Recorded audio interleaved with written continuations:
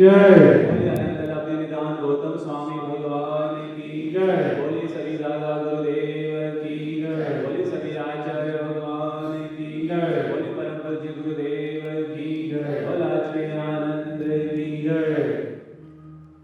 आवाज बोलिए। परम श्रद्धा परम पूज्य गुरुदेव श्री के श्री चरणों में हम सभी की ओर से श्रद्धा भक्ति भरा नमन।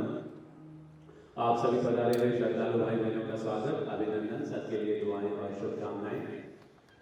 आइए, 3 दिवसीय प्रवचन माला का आज अंतिम दिवस, जीवन को मालामाल करने की ओर आज हम बढ़ेंगे। उससे पहले हम अंतर प्रार्थना प्रभु प्रार्थना करते हुए आज का श्री गणेश करते हैं। आज बाबू सेठ लीजिए, इको हो रहा है, इको बंद कर दीजिए, बेस बंद कर दीजिए और आवाज खोल दीजिए थोड़ी। सभी सावधान मुद्रा में आए, अपनी परिकल झुकाएं, चेहरे पर मीठी मधुर मुस्कान ले आए, चेहरे पर प्रसन्नता, मुस्कान, मुस्कुराते हुए 3 गहरी सांस लीजिए। अपने तन में, मन में, प्राणों में मुस्कान और आनंद का संचार कीजिए। मेरा रोम रोम प्रसन्न हो रहा है, रोम रोम आनंद में हो रहा है। अपने भीतर और बाहर प्रसन्नता का अनुभव करते जाएं। इन्हीं प्रसन्नता भरे आनंद भरे भाव से हम ईश्वरीय शक्ति का आह्वान करेंगे। अंतर हृदय को निर्मल करने के लिए, वातावरण को पवित्र करने के लिए 3 बार ओंकार नाम नाभि से सिर की ओर गहरी सांस लीजिए।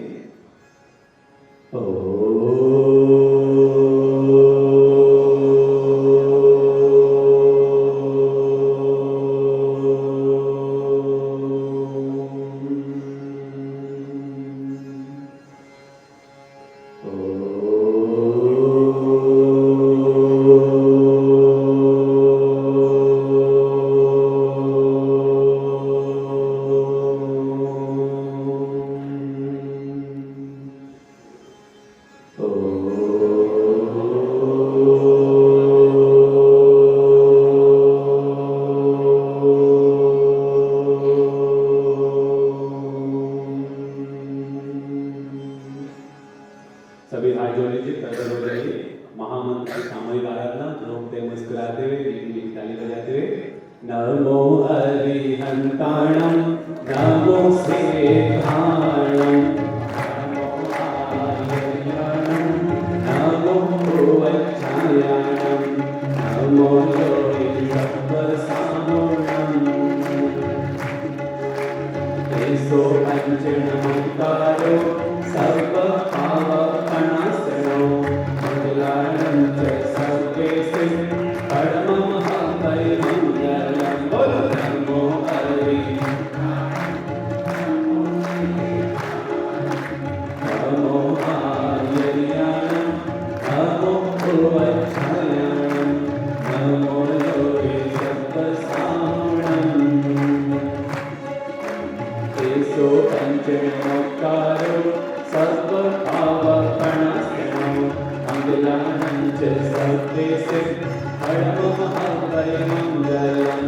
ॐ भूर्भुवस्वः तत्सवितुर्वरेण्यं भर्गो देवस्य धीमहि धियो यो नः प्रचोदयात्। सर्वे भवन्तु सुखिनः, सर्वे सन्तु निरामयाः, सर्वे भद्राणि पश्यन्तु, मा कश्चित् दुःखभाग् भवेत्, मा कश्चित् दुःखभाग् भवेत्। सभी बोलेंगे, सभी सुखी हों, सभी निरोगी हों, सबका भला हो, मेरे द्वारा किसी को भी पीड़ा न पहुँचे। चत्वारि शरणं प्रवज्जामि, अरिहन्ते शरणं प्रवज्जामि, सिद्धे शरणं प्रवज्जामि, साहु शरणं प्रवज्जामि, केवली पन्नतं धम्मं शरणं प्रवज्जामि। ॐ शान्ति शान्ति शान्ति। सभी आनंद से स्थान ग्रहण करें।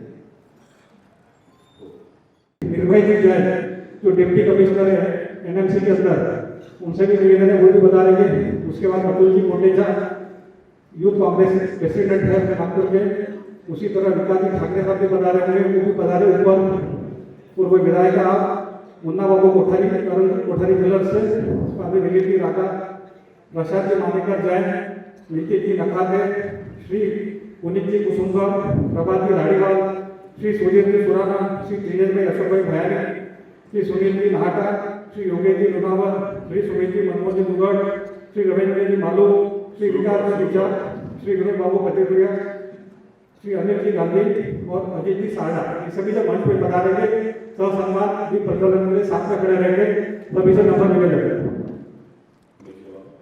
निखिल जी आप ही बता रहे हैं, निखिल जी को सुनकर आपको तो पता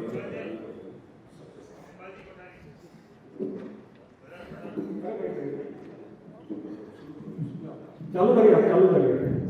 बाद में गुरुजी के पास में 1 मिनट में आगे फोटो निकाल लीजिएगा सभी जन।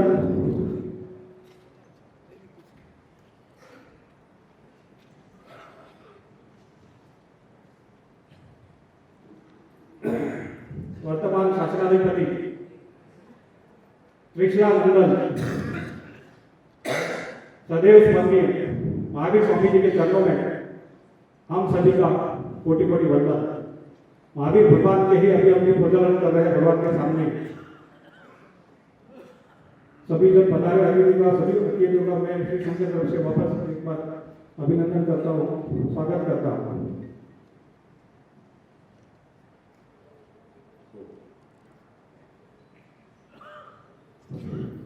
सभी से इधर गुरुदेव के पास एक बार पधारेंगे, उसके बाद सबसे नंबर निवेदन है फोटो गुरुदेव के साथ हो जाएगा।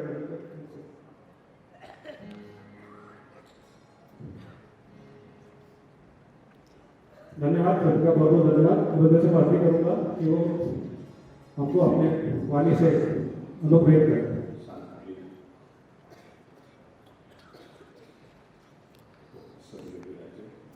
कोई भी व्यक्ति सभागार में खड़ा न रहे, जो भी लोग हैं सभी खड़ा कोई न रहे, अपने अपने कुर्सी ले लो, मिला चला।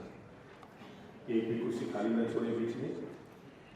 जो लोग ठीक पीछे बैठे ना, खड़े हो जाओ, आगे आ जाओ। आंख से आंख मिलेगी तो बात जल्दी समझ में आएगी। क्लास में कभी पीछे नहीं बैठना चाहिए। प्रतिभाशील मेधावी बच्चे आगे बैठते हैं, जिनको नहीं पढ़ना होता है ना, वो मुंह छुपा के पीछे बैठते हैं। सब आगे आ गए, कोई पीछे मत बैठो। हाँ, अभी जो कोई खड़ा ना रहे, सभी भी बैठ जाए। खूब सारी खुशियां हैं।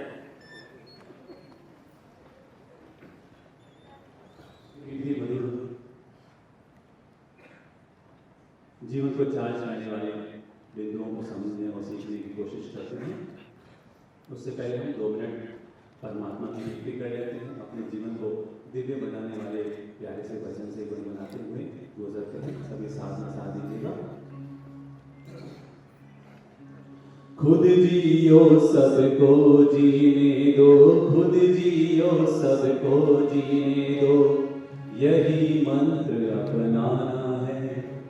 इसी मंत्र से विश्व शांति का घर घर दीप जलाना है, घर घर दीप जलाना है। सभी साथ देंगे। हमारा तो गला थोड़ा जाम है, पर आपका थोड़ा खुला हुआ है, तो हाथ से हाथ मिला के, कंठ से कंठ मिला के, खुद जियो सबको जीने दो, खुद जियो, यही मंत्र अपनाना है। हाँ, यही मंत्र अपनाना है। इसी मंत्र से विश्व शांति का, इसी मंत्र से घर घर दीप जलाना है। हाँ, खुद जियो सबको जीने दो, खुद जियो,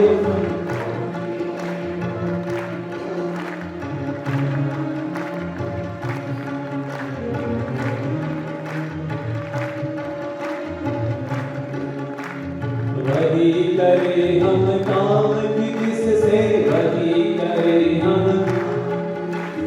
औरों का भी मंगल हो। हाँ, औरों का भी, खुद जिए सुख से पर हमसे खुद जिए,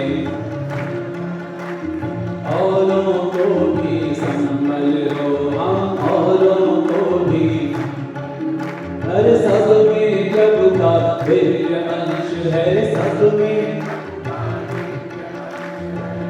सबको गले लगाना है, हाँ सबको गले।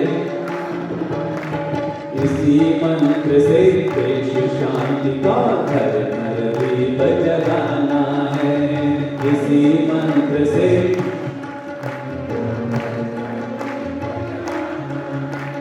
मंदिर हो यदि दूर तो हमसे एक काम ऐसा कर ले, हाँ मंदिर हो यदि एक काम ऐसा कर ले। रोते हुए किसी बच्चे के रोते हुए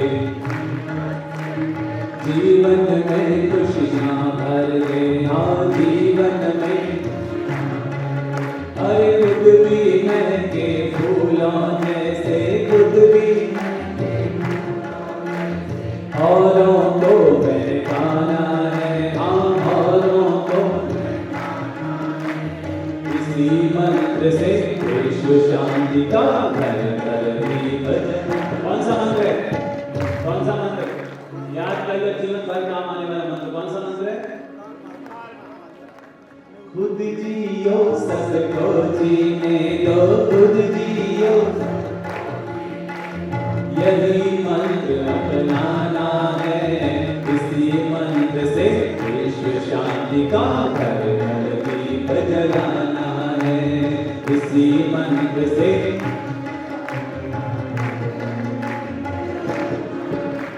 रावण के पुतलों को हमने कितनी बार जलाया है, हाँ रावण के कितनी बार जलाया है। मगर राम के आदर्शों को कब हमने अपनाया है, मगर राम के आदर्शों को कब हमने। अरे महावीर की महाहिंसा, महावीर की से जग को सरसाना है, इसी मंत्र से विश्व शांति का घर घर दीप जलाना है, इसी मंत्र से विश्व शांति का घर घर। अंतिम दो लाइनें बड़े ध्यान से सुनिएगा, बहुत ही प्यारी लाइनें हैं। वो कैसा इंसान की तो अपने ही खातिर जिया करे, वो कैसा इंसान की तो अपने ही खातिर जिया करे। वो ही है भगवान की जो, हाँ वो ही है भगवान की जो औरों के आंसू दिया करे, औरों के आंसू।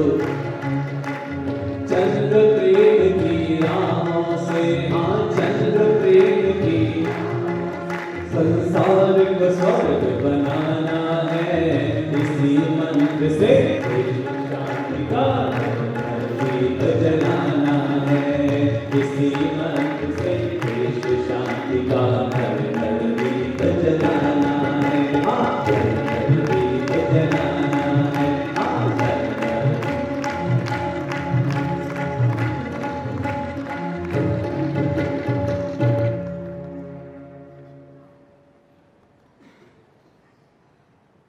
सकल जैन संघ के द्वारा सुरेश भट्ट सभागृह में आयोजित 3 दिवसीय दिव्य प्रवचन माला का सुंदर आयोजन, जिसमें आप सभी लोगों ने पधार करके इस सौभाग्य की शान बढ़ाई, गुरुजनों की शान बढ़ाई और आयोजकों की भी शान बढ़ाई। इसके लिए हम सबसे पहले आपके लिए ताली बजा के स्वागत, अभिनंदन और शुभकामनाएं समर्पित करते हैं। हमारा तो आज यहाँ से प्रस्थान हो जाएगा, पर जाते जाते आप सब लोगों के लिए यही दुआ और शुभकामना करके जाते हैं कि सदा खुश रहे आप, ये दुआ है हमारी, और सदा महकते रहे आप, ये गुजारिश है हमारी। सदा खुश रहे आप, ये दुआ है हमारी, और सदा महकते रहे आप, ये गुजारिश हमारी। अरे महके ये सारा जमाना आपसे, यही प्रार्थना है प्रभु से हमारी, यही प्रार्थना है प्रभु से हमारी। अपनी बात की शुरुआत एक प्यारी घटना से करना चाहूंगा, पर उससे पहले एक सवाल आप सब भाई बहनों से पूछना चाहूंगा कि अगर कभी परमात्मा आपके सामने प्रकट हो जाए और आपसे कहे कि मैं आपकी एक ख्वाहिश पूरी करना चाहता हूं, तो आप बताइए आप सबसे पहले अपनी पहले ख्वाहिश कौन सी रखना पसंद करेंगे? थोड़ा आवाज सेट कर लो भैया। आप परमात्मा के सामने कौन सी ख्वाहिश रखना पसंद करेंगे? एक ख्वाहिश, सिर्फ एक ख्वाहिश आपकी पूरी हो सकती है। सोचिए सोचिए सोचिए, क्या ख्वाहिश रखना पसंद करेंगे? विश्व में शांति हो। विश्व में शांति तभी होगी जब हमारे मन में शांति होगी। मन में शांति नहीं है तो भला विश्व में शांति कैसे हो पाएगी?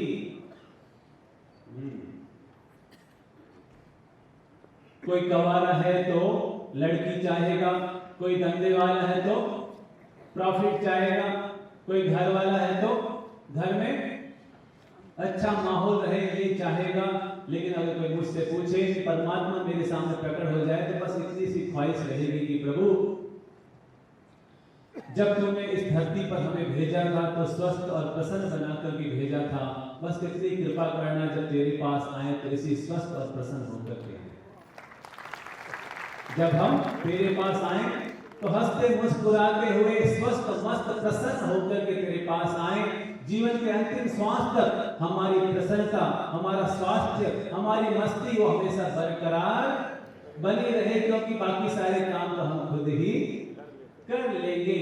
हाँ मेरे प्यारे भाइयों बहनों, आज की दुनिया की हकीकत है, इस दुनिया में 99% लोग स्वस्थ और प्रसन्न होकर के इस दुनिया में आते हैं, लेकिन सिर्फ 9% लोग ही वापस इस दुनिया से स्वस्थ और प्रसन्न होकर के जाया करते हैं। बाकी अपनी जीवन शैली को, अपनी व्यवहार शैली को, अपनी विचार शैली को इस तरह से उल्टा पुल्टा कर लेते हैं कि जिसके चलते 40 साल तक तो जिंदगी बड़े आराम से चलती है, लेकिन उसके बाद जिंदगी में क्रैक आने शुरू हो जाते हैं और हम दवाइयों की गुलाम होना शुरू हो जाते हैं। तो मैं चाहूंगा कि हम अपनी जीवन शैली को इस तरह से बनाएं कि जब तक हम जिए हमारी अंतिम श्वास भी प्रसन्नता और आनंद से भरी हुई रहे। कहते हैं कि देश के महान क्रांतिकारी राम प्रसाद बिस्मिल, उनको अंग्रेजों के द्वारा पकड़ा गया और फिर उनको फांसी पर चढ़ाने की उनको सजा दे दी गई। और जब उनकी फांसी का दिन आने वाला था तो जेलर उनकी बैरक में पहुंचा, लेकिन यह देखकर कि वो आश्चर्यचकित रह गया कि वो राम प्रसाद उस दिन भी सुबह सुबह योग कर रहे थे, प्राणायाम कर रहे थे, ध्यान कर रहे थे, प्रभु की भक्ति में झूम रहे थे। ये देखकर कि जेलर बड़ा चौंका, आज तो उनकी फांसी होने वाली है, आज का ये अंतिम दिन है और ये इतनी मस्ती से जी रहे हैं, इतने आनंद से अपना जीवन जी रहे हैं। देख करके बड़ा आश्चर्य हुआ और पूछा कि भाई आपको मालूम है आज आपकी फांसी होने वाली है? तो राम प्रसाद ने कहा हाँ मेरे प्यारे भाई, मुझे पता है आज मेरा अंतिम दिन है, आज मेरा अंतिम दिन है। तो जेलर ने पूछा अंतिम दिन है, फांसी होने वाली है, कोई गम नहीं, कोई दुख नहीं, कोई परेशानी नहीं, कोई चिंता नहीं, चेहरे पर किसी तरह की शिकन नजर नहीं आ रही है? तो राम प्रसाद ने इतनी सी बात कही कि भला मैं किस बात की शिकन करूं, मुझे मालूम है कि जो इस दुनिया में आता है तो उसको तो वापस जाना ही है। इस दुनिया में कोई अमर तो रहने वाला नहीं है, आज नहीं तो कल सबको ही जाना है। बस मेरी तो इतनी सी भावना है कि परमात्मा ने मुझे स्वस्थ बनाकर के इस धरती पर भेजा था, बस मैं वापस उसके पास जाऊं तो इसी स्वस्थता, प्रसन्नता और मस्ती के साथ जाऊं। तो हमारे जीवन की भी यही ख्वाहिश रहनी चाहिए कि जब तक हम जिएंगे, कैसे जिएंगे, कैसे जिएंगे? जब तक जिएंगे मस्त होकर के, स्वस्थ होकर के, प्रसन्न होकर के जिएंगे। याद रखना 100 साल गधे जैसी जिंदगी जीने की बजाय 10 साल शेर जैसी जिंदगी जीना कहीं ज्यादा अच्छा होगा। रोते रोते, जीते चिल्लाते और घसीटते हुए जिंदगी जीने की बजाय तो जोश, उमंग, उत्साह के साथ जिंदगी जीना कहीं ज्यादा परिणामदायी हुआ करता है। आज अगर हम अपने इस भारत देश की स्थिति को देखें तो पता चलता है कि यहाँ पर कुछ बीमारियां बहुत ज्यादा बढ़ती जा रही हैं। अभी WHO की रिपोर्ट आई है, उसमें बताया गया है कि विश्व में 7 बीमारियां बहुत ज्यादा बढ़ती जा रही है। Number 1 blood pressure, high BP, लो BP. Number 2 sugar, diabetes. Number 3 heart attack की प्रॉब्लम। नंबर 4 कैंसर की प्रॉब्लम। नंबर 5 मोटापे की प्रॉब्लम। नंबर 6 घुटनों की प्रॉब्लम। और नंबर 7 भूलने की प्रॉब्लम। ये 7 बीमारियां दिनों दिन बढ़ती जा रही है और उसका सबसे बड़ा कारण है कि हमारी जीवन शैली अस्त व्यस्त होती जा रही है, जिसके चलते ये बीमारियां पहले तो पूरे शहर में कोई एक आधा कैंसर का मरीज मिलता था या कोई एक आधा किडनी का मरीज मिलता था, लेकिन आज की स्थिति देखो, गली गली में पेशेंट और मरीज मिलने शुरू हो गए हैं। क्यों? क्योंकि हमारी जीवन शैली गड़बड़ होती जा रही है, हमारी विचार शैली गड़बड़ होती जा रही है। अभी कुछ दिन पहले ही गुरुदेव जब रायपुर में थे और उनके साथ देश के बहुत बड़े डॉक्टर साथ में चल रहे थे, तो बातों में गुरुदेव ने पूछा कि आजकल कैंसर के पेशेंट बहुत ज्यादा बढ़ते जा रहे हैं, तो आखिर ऐसा क्या कारण है कि कैंसर के पेशेंट बहुत ज्यादा बढ़ते जा रहे हैं? तो डॉक्टर साहब ने कहा कि पहले ये माना जाता था कि जो लोग गुटखा खाते हैं, तंबाकू खाते हैं, उल्टी सीधी चीजें खाते हैं, उनके कैंसर की संभावना ज्यादा बढ़ जाती है। लेकिन अभी पिछले 3 से 5 सालों की जो रिसर्च आई है उसमें ये पता चला है कि कैंसर का सबसे बड़ा कारण है टेंशन। क्या बताया? कैंसर का सबसे बड़ा कारण है टेंशन। जब हमारे दिमाग पर टेंशन हावी हो जाती है, चिंता हावी हो जाती है, विचारों का लोड बहुत ज्यादा बढ़ जाता है, तो उसके चलते हमारे दिमाग में नेगेटिव केमिकल निकलने शुरू हो जाते हैं, नेगेटिव हार्मोन्स निकलने शुरू हो जाते हैं, और जिसके चलते हमारी बॉडी पर उसका नेगेटिव इफेक्ट आना शुरू हो जाता है और वो शरीर के किसी न किसी पार्ट में वो हार्मोन्स जाकर के धीरे धीरे गांठ का रूप ले लेते हैं और परिणाम उस स्थिति से इंसान को गुजरना पड़ता है। तो इसलिए अपनी जीवन शैली को, अपनी विचार शैली को थोड़ा ठीक कर लीजिए और तो हम मानकर चलिए जिंदगी में जब तक रहेंगे स्वस्थ और प्रसन्न जीवन जीने में सफल हो जाएंगे। तो आज मैं आपको छोटे छोटे मंत्र दे रहा हूं और मंत्रों को आप जीवन से जोड़िएगा तो आप जिंदगी भर स्वस्थ रहेंगे, मस्त रहेंगे, प्रसन्न और आनंद से भरे हुए रहेंगे। और सबसे पहला कारण है वो है अपनी आहार शैली को ठीक कीजिए। नंबर 1, अपनी आहार शैली को ठीक कीजिए। भगवान श्री महावीर ने 5 समितियों में तीसरी समिति बताई है एषणा समिति। एषणा समिति का मतलब होता है कि आहार विवेक पूर्वक हमें करना चाहिए, आहार को विवेक पूर्वक बनाना चाहिए और आहार को विवेक पूर्वक स्वीकार करना चाहिए। और इसके लिए भगवान श्री महावीर ने बहुत प्यारी बात कही थी अपने शिष्यों से, याहारा मियाहारा अपहारा यजे नरा न ते विच्छाति विच्छन्ति अप्पाणं ते विच्छगा। भगवान श्री ने बहुत प्यारी बात कही कि जो लोग हित मित और अल्प, बोल लीजिए 3 शब्द, नंबर 1 हित, नंबर 2 मित और नंबर 3 अल्प। जो लोग हित मित और अल्प आहार करते हैं उनको कभी डॉक्टर के पास जाने की जरूरत नहीं पड़ती, क्योंकि वो खुद ही अपने डॉक्टर बन जाया करते हैं। वो खुद ही अपने डॉक्टर बन जाया करते हैं। बीमारियां दो जगह से आती है। नंबर 1 यहां से, नंबर 1 यहां से पेट से, और नंबर 2 यहां से दिमाग से, विचारों से, दो जगह से बीमारियां घुसा करती है। तो अगर हम खान पान को ठीक कर लें और नंबर 2 अपने विचारों को ठीक कर लें तो मानकर चलिए बीमारियां कभी हमारे अंदर नहीं घुस पाएगी। तो आहार शैली को ठीक करने का पहला मंत्र क्या है? नंबर 1, पेट पर किसी तरह का लोड मत लो। कल ही गुरुदेव ने मंत्र दिया था LML, यानी लोड मत लो। तो नंबर 1 ना तो पेट पर लोड लो और नंबर 2 न दिमाग पर लोड लो। हम लोग क्या करते हैं? पेट पर लोड लेते हैं और ज्यादा खाने की कोशिश करते हैं। सुबह भी नाश्ता करना है, दोपहर में भी भोजन करना है, शाम को भी भोजन करना है। मालूम है सुबह भी मिलेगा, दोपहर भी मिलेगा, शाम भी मिलेगा, लेकिन हम लोग क्या करते हैं? फिर भी पेट पर ज्यादा खाने की कोशिश करते हैं कि कम खाने की कोशिश करते हैं? कम खाने की कोशिश करते हैं कि ज्यादा खाने की कोशिश करते हैं? घर पर होते हैं तो हम ठीक ठीक खाते हैं, लेकिन जब हम ब्याह शादियों में जाते हैं, जीवनों में जाते हैं, फंक्शनों में जाते हैं, तब तो हमारा कंट्रोल हमारे हाथ से छूट जाता है और हम पेट की जितनी कैपेसिटी है उससे हम डबल खाना शुरू कर देते हैं और परिणाम 30 साल तक 40 साल तक तो हमारे पेट की आंतें सहन करती है, फिर उसके बाद वो जवाब देना शुरू कर देती है। तो इसलिए नंबर 1, जब भी खाओ तो पेट की जितनी कैपेसिटी है उससे 2 और कम खाओ। पेट की जितनी कैपेसिटी से 2 और कम खाओ। इसे भगवान ने कहा है उणोदरी। क्या कहा है? उणोदरी तपस्या, यानी कि पेट की जितनी कैपेसिटी है उससे 2 को अगर आप कम खाते हैं तो आप स्वस्थ भी रहेंगे और आपको तपस्या करने का लाभ भी मिल जाएगा। तो नंबर 1 पहला मंत्र अपने जीवन से जोड़िए कि मैं पेट में कभी लोड नहीं लूंगा। बचपन की घटना है, जब मेरी दीक्षा नहीं हुई थी तो मैं एक बार शादी के समारोह में गया था और वहां पर काफी सारे लोग भोजन कर रहे थे। तो मैंने देखा एक 80 साल के दादाजी वो भी भोजन कर रहे थे।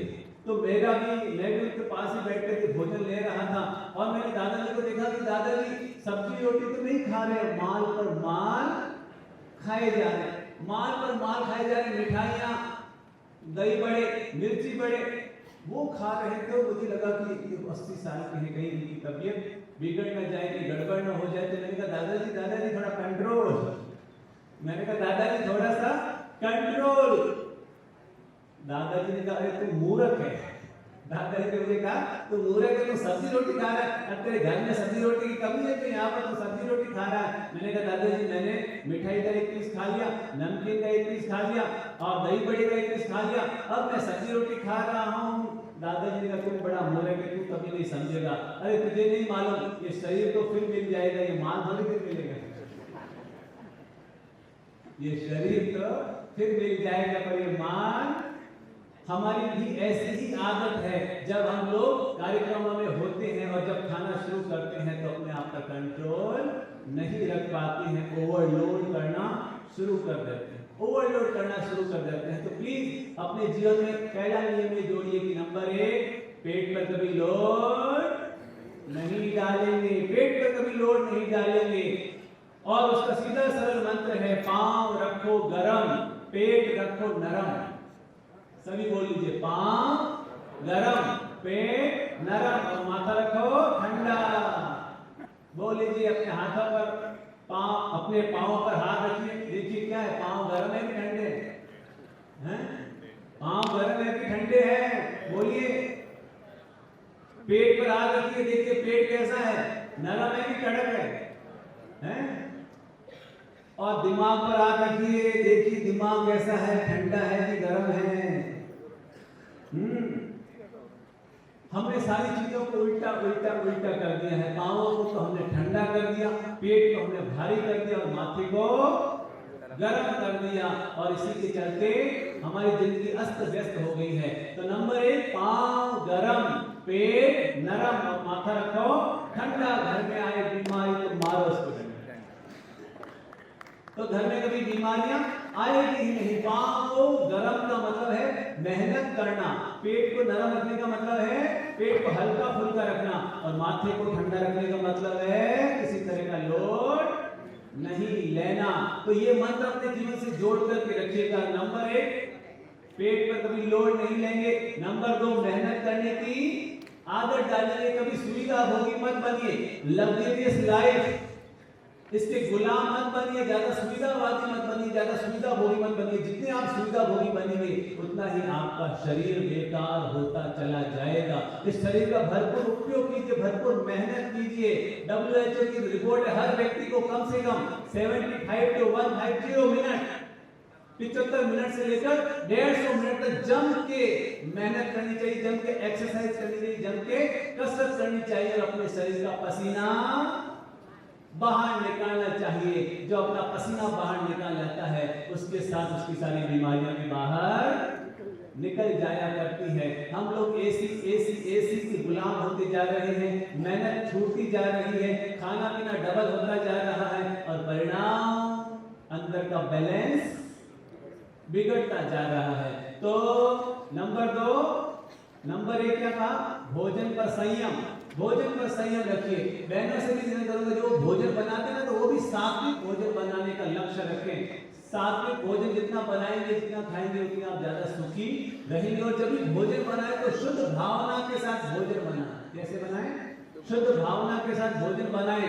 आप किचन में भी धर्म कर सकते हैं और किचन में भी पापों का क्षय कर सकते हैं। अगर आप सात्विक भोजन बनाते हैं तो वहां पर आपको अहिंसा का पालन करने का, संयम का पालन करने का, तप करने का भी लाभ मिल जाता है। जैसे आप भोजन बना रहे हैं और भोजन बनाते बनाते ये सोचते हैं, अरे मेरा बेटा कहीं फेल हो गया, अरे मेरे बेटे को कम नंबर आ गए, अरे वो मेहनत तो बहुत करता है लेकिन वो आगे नहीं बढ़ पाता है। तो अगर इस तरह की नेगेटिव सोच के साथ अगर आप भोजन बनाएंगे तो वो आपके विचार भोजन में जाएंगे और भोजन से आपके बच्चे में जाएंगे और उसको भी नेगेटिव इफेक्ट आएगा ही आएगा। तो जब भी भोजन बनाए तो बहुत ही शुद्ध भावना से, सकारात्मक भावना से, दिव्य भावना के साथ बनाएं। तो मानकर चलिए अन्न से ज्यादा मन का प्रभाव हुआ करता है, अन्न से ज्यादा मन का प्रभाव हुआ करता है। तो नंबर 1 सात्विक भोजन लीजिए। नंबर 2 मेहनत करने की आदत डालिए। एक मंदिर में 3 लोग भगवान की प्रार्थना कर रहे थे। पहला था मारवाड़ी, उसने कहा भगवान बस केवल 5 करोड़ दे दे और कुछ नहीं चाहिए। दूसरा था गुजराती, उसने कहा भगवान केवल 10 करोड़ दे दो और कुछ नहीं चाहिए। तीसरा था चोर, उसने कहा भगवान मुझे तो वास्तव में कुछ नहीं चाहिए, बस इसकी इच्छा पूरी कर दो और इनके घर की चाबी मुझे दे दो, बाकी सारा काम। तो मेहनत से जी मत चुराइए। और नंबर 3 अपने दिमाग को ठंडा ठंडा कूल कूल रखिए। दिमाग को ज्यादा लोड मत लीजिए, ज्यादा सोचने से कोई फायदा होने वाला नहीं। पूरी दुनिया की टेंशन दिमाग में लेने की जरूरत नहीं है। जब तक जिए स्वस्थ मस्त प्रसन्न होकर के जिए। याद रखना जो मेरे भाग्य में लिखा है वो भाग कर आएगा और जो मेरे भाग्य में नहीं लिखा है वो आकर भी भाग जाएगा। तो इसलिए ज्यादा लोड लेने की जरूरत नहीं है। अपनी तरफ से अच्छी मेहनत कीजिए, अच्छी कोशिश कीजिए और जो परिणाम आए उसे सहजता से स्वीकार कर लीजिए। तो दिमाग में कभी लोड की स्थिति नहीं बन पाएगी। अन्न को करो आधा, बोलो अन्न को करो आधा। साग सब्जी फल को करो दुगुना, साग सब्जी फल को करो दुगुना। पानी पियो तिगुना और हंसी को करो चौगुना। तो अपनी जिंदगी में स्वस्थ रहें, मस्त रहें, प्रसन्न रहें, आनंद से भरे हुए रहें और अपनी जिंदगी का पल पल एंजॉय करते रहें। जो पल पल एंजॉय करते हैं उनको बुढ़ापे में कभी एंजियोग्राफी कराने की नौबत नहीं आती है। आप सबके लिए बहुत बहुत शुभकामनाएं, बहुत बहुत आशीर्वाद और धर्म लाभ। आप स्वस्थ रहें, मस्त रहें, प्रसन्न रहें और जीवन में खूब आगे बढ़ते रहें, यही हमारी दुआ और शुभकामना है। आइए हम गुरुदेव की दिव्यवाणी से रूबरू होते हैं। आज का टॉपिक है कैसे बनाए अपने जीवन को मालामाल। तो उसके हम कुछ सीक्रेट आज गुरुदेव से सीखने की कोशिश करेंगे। उससे पहले 5 मिनट सम्मान का कार्यक्रम है, उससे भी हम गुजर जाते हैं। उससे पहले मैं 2-3 सूचनाएं आपको दे देता हूँ। नंबर 1, आज हमारा 2 बजे यहाँ से मंगल प्रस्थान बैतूल की तरफ हो जाएगा।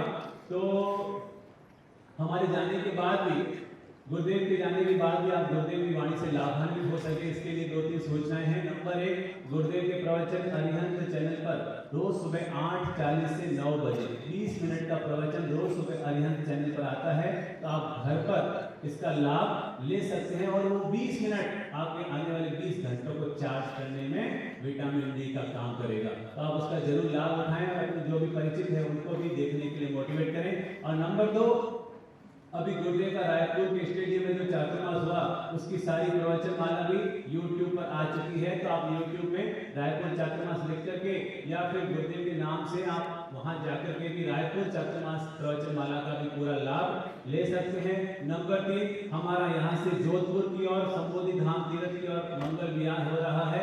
तो हम सभी आप लोगों को इनवाइट करते हैं, यदि आप जोधपुर आए तो संबोधि धाम जरूर आए। आपकी सेवा आतिथ्य करके हमें बड़ी प्रसन्नता होगी, बड़ा आनंद आएगा।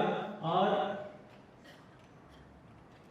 अंतिम निवेदन है कि गुरुदेव श्री चंद्रपत जी के सानिध्य में 25 दिसंबर से 31 दिसंबर तक 7 दिन का शिविर होने जा रहा है। तो अगर किसी भाई बहन की इच्छा हो तो उसमें भी संबोधित ध्यान योग शिविर में आप भाग लेना चाहते हैं तो आप हमसे संपर्क कर सकते हैं। और अंतिम सूचना और वो है कि मोबाइल पर भी गुरुदेव के वीडियो कोटेशन और प्रोग्राम आपको मोबाइल पर ही प्राप्त हो सके। तो मैं आपको संबोधित धाम का एक नंबर भी नोट करवा देता हूँ ताकि आप कंटिन्यू जुड़े हुए रहें। तो अपना एक मोबाइल निकाल लीजिए और नंबर नोट कर लीजिए संबोधित धाम का। तो उस पर आप कॉल मत कीजिएगा, केवल व्हाट्सएप से मैसेज कर दीजिएगा कि हमको ग्रुप से जोड़ लें, तो आपको ग्रुप से जोड़ लिया जाएगा और फिर नियमित सारे अपडेट्स आपको मोबाइल पर भी प्राप्त होते रहेंगे। तो नंबर नोट कर लीजिए 8949661858। वापस से बोल रहा हूँ 8949661858। इस पर आप कॉल मत कीजिएगा, केवल व्हाट्सएप से मैसेज कर दीजिएगा तो आपको अपने आप ग्रुप से जोड़ दिया जाएगा और सारे प्रोग्राम और सारे अपडेट आपको मोबाइल पर ही प्राप्त होते रहेंगे। पुनः आप सबके लिए शुभकामनाएं, आशीर्वाद, ताली बजाइए और आनंद ले रहा हूँ दानदाताओं के वो सभी का नंबर निवेदन है, वो सभी जब मंच पर बता रहे हैं उनसे ज्ञान पुष्प लेके आगे बढ़े और आगे हमारे को ऐसा ही सहयोग देते रहे। किसी आशा के साथ में सभी का ऊपर बता रहे हैं, एक एक का नाम लेते जा रहा हूँ मैं, डोनर का सभी का, फोटो वाले फोटो लेते हैं सबका। फोटो वाले श्रीमान अनिल जी साडा परिवार, श्रीमान अनिल जी साडा परिवार, राजेश जी मुन्ना बाबू कोठारी परिवार। जो भी नाम ले रहे हैं, नाम सुनते के साथ खड़े हो जाइए, क्रमशः आगे आते जाइए। समय नहीं हमारे पास में क्योंकि गुरु की जी की वाणी भी सुनना है हमारे को। सभी जन फटाफट आगे बढ़ाइए, नमस्कार आगे पीछे भी हो जाए कोई दिक्कत नहीं है। श्री अनिल साडा परिवार, श्री मुन्ना बाबू कोठारी परिवार, श्रीमती रसीलाबेन नरेशन जी कुसुमगर परिवार, श्री प्रभाजी धारीवाल परिवार, श्री सुरेश जी पुराना परिवार। सभी जन आइए, नाम दे रहा हूँ मैं आपके। श्री सतीश जी पेंडारी परिवार, श्री राकेश जी पाटनी परिवार, श्री तेजस भाई अशोक भाई भयानी परिवार। सभी से एक जन मिनिमम आए जाए ऊपर। श्री सुनील जी नाटा परिवार, श्रीमती सुंदर भाई जवीलाल जी कोठारी परिवार, श्री कुमार चंद जी रामचंद जी गुनावत परिवार, श्री सुरेश जी मनमोहन जी दुगड़ परिवार, श्री रविंद्र जी मालू परिवार। ज्ञान पुष्प लेने आगे बढ़ाइए। श्री फतेहचंद जी वीरेंद्र जी सुरेंद्र जी कोठारी परिवार, श्री विकास जी पिंचा परिवार, श्री विकास जी पिंचा परिवार, श्री अजीत जी सारडा परिवार, श्रीमती उज्ज्वलाबेन अनिल जी गांधी परिवार। ये सब हमारे डोनर है जिनके बदौलत एक कार्य हमारा संपन्न होने जा रहा है। मैं सभी को एक बार फिर से श्री सकल संकट से आभार, अभिनंदन, स्वागत, धन्यवाद सभी करता हूँ। सभी सहयोगियों के लिए जोर से ताली बजाइए, उनका मनोबल बढ़ाइए, उनका अभिनंदन कीजिए, अनुमोदन कीजिए। एक नाम शिवपाल जी ने नहीं लिया, वो उनका खुद का है, श्रीमान शिवपाल जी कोठारी।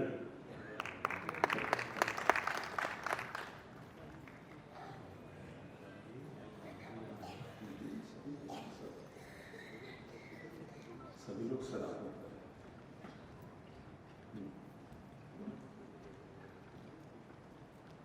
उसी तरह विशेष रूप से हमको जो इसमें पूरा सहकार्य मिला, सभी संस्थाओं का सहकार्य मिला है। जितनी भी नागपुर की संस्थाएं अपनी सामाजिक धार्मिक सभी संस्थाओं का सहकार्य मिला है। सभी का नाम नहीं नहीं पा रहा हूँ, कोई भी इसके अंदर गलत ना समझे।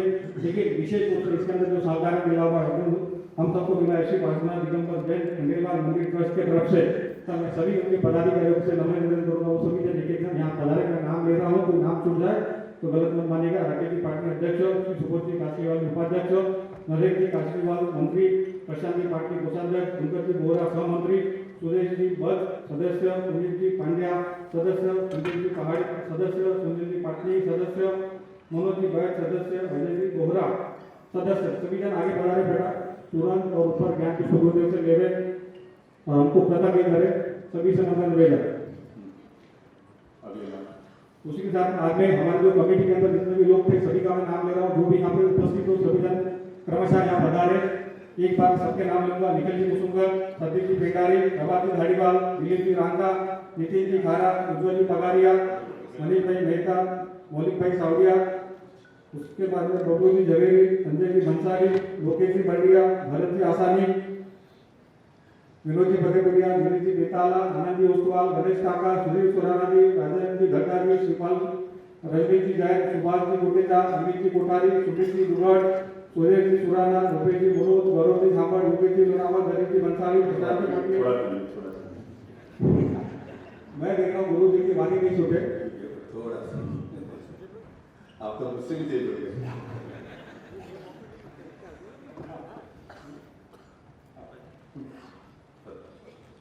रुपे जी मुरुद, गौरव जी झामड़, युगे जी लोनावत, हरे जी बंसाली,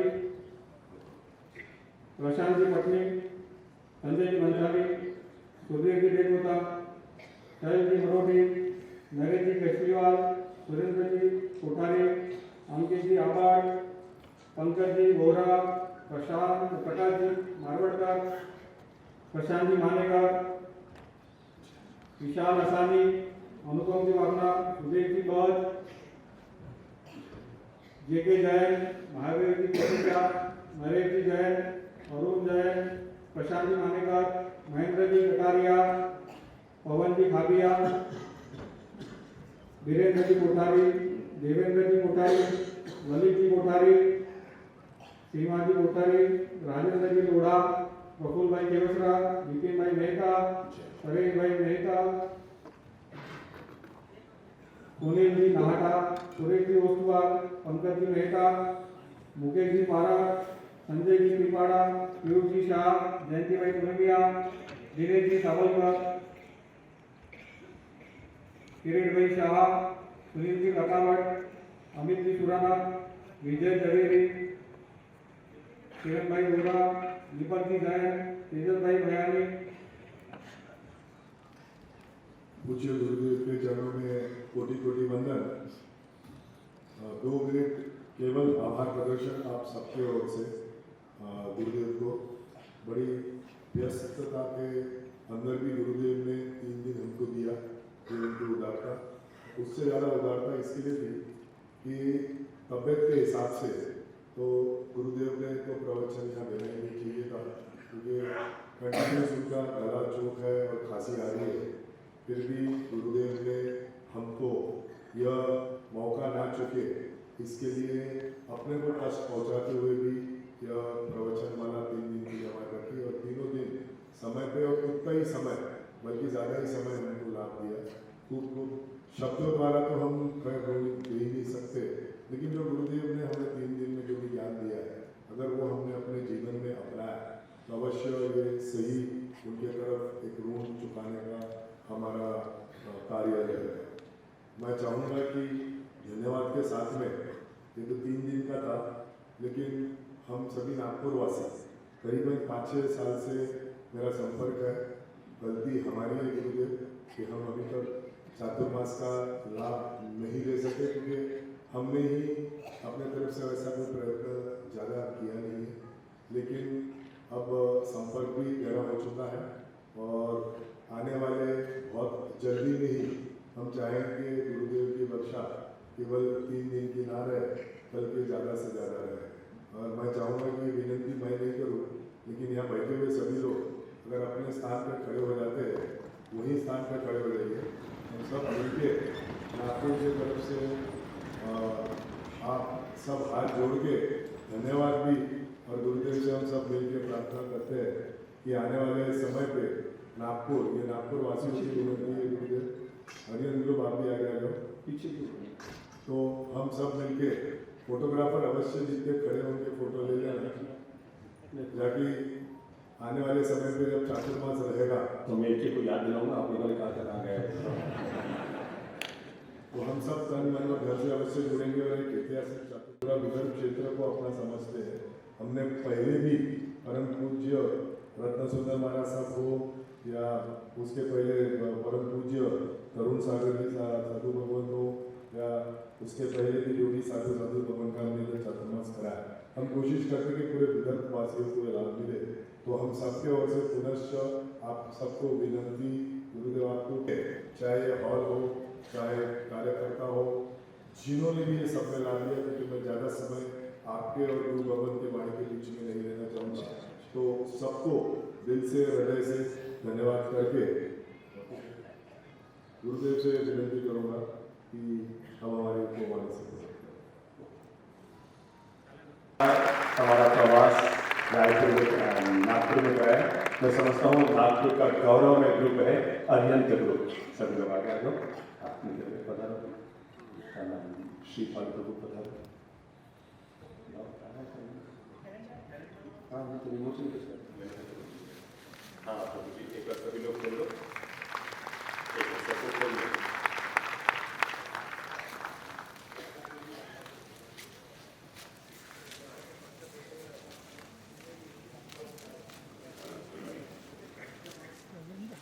लीजिए सभी लोग फटाफट खोलो, ताली बजाइए। बहुत सुंदर 12 और 24 रंगीन पेज का मैंने बहुत सुंदर कैलेंडर, हर कैलेंडर में आगे तारीख है और पीछे कोई ना कोई शुभ काम जो हमारे जीवन में होने लायक होते हैं उनका इन्होंने कलेक्शन किया है। अरिहंत ग्रुप के लिए ताली बजा के अभिनंदन अभिनंदन अभिनंदन। Thank you so much. बहुत बहुत साधन कोई जाइए, मतलब सामने बैठे लोग सब सामने ओ विवाह समिति के उपाध्यक्ष महामंत्री पधारे हुए हैं, अगर वो तो खड़े हो जाए या कार्यकर्ता, मुझे बताया गया है। हाँ आप तो पधारिए पधारिए, नाम को ले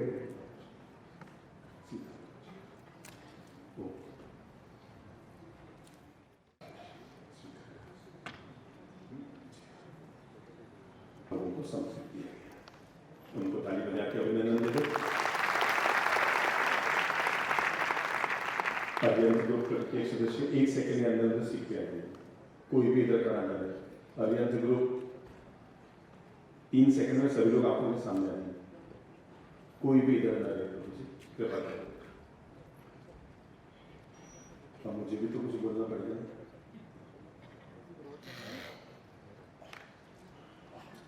कमल से भी करूँ 45 मिनट की कुछ अच्छी बातें जो आपके जीवन में रामबाण दवा का काम कर जाए, ये समझो कि जाते जाते जीवन के प्यारे पाठ।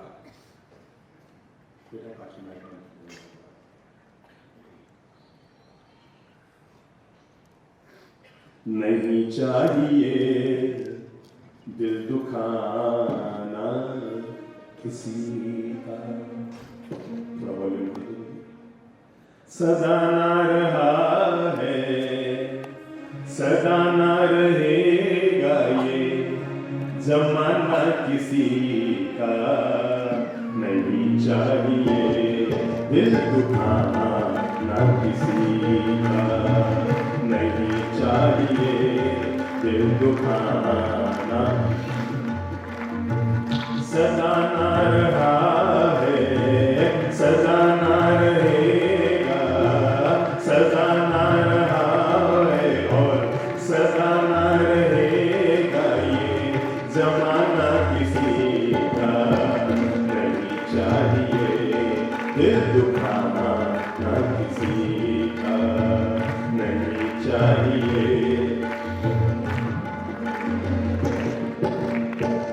आएगा बुलावा तो जाना पड़ेगा, आएगा बुलावा तो जाना पड़ेगा। सर तुझको आखिर झुकाना पड़ेगा, सर तुझको आखिर झुकाना पड़ेगा। वहाँ ना चलेगा चलेगा, वहाँ ना चलेगा ये बहाना किसी का। नहीं चाहिए दिल दुखाना। आप बोलो, एक काम करो, जो मैं गा रहा हूँ आप पड़ोसी के गाने सुना क्या। नहीं चाहिए दिल दुखाना किसी का, नहीं चाहिए। अगर मैं बहू बैठी तो जरूर सुना दो, और सासू माँ बैठी तो छोड़ना मत सुनाएंगे क्या। नहीं चाहिए ओह दिल दुखाना ना किसी का, सदा ना रहा है सदा ना रहेगा, सदा ना रहा है और सदा ना रहेगा ये जमाना किसी का। नहीं चाहिए दिल दुखाना ना किसी का, नहीं चाहिए दिल दुखाना। शोहरत तुम्हारी बह जाएगी, ये शौहरत तुम्हारी बह जाएगी, ये दौलत यहीं पर रह जाएगी, ये दौलत यहीं पर रह जाएगी, ये नहीं साथ जाता जग में, हो नहीं साथ जाता जग में, खजाना किसी का नहीं चाहिए, आप लोग नहीं चाहिए, ओ दिल तुम्हारा ना किसी, देखो किसी का हाथ नहीं, बोलो अपना आनंद ले। पहले तो तुम अपने आप को संभालो, पहले तो तुम अपने आप को संभालो, हक नहीं तुमको बुराई औरों में निकालो, हक नहीं तुमको बुराई औरों में निकालो, बुरा है बुरा जग में, बुरा है बुरा जग में, बताना किसी का नहीं चाहिए, ओ दिल दुखाना ना किसी का नहीं चाहिए, दिल दुखाना ना किसी का।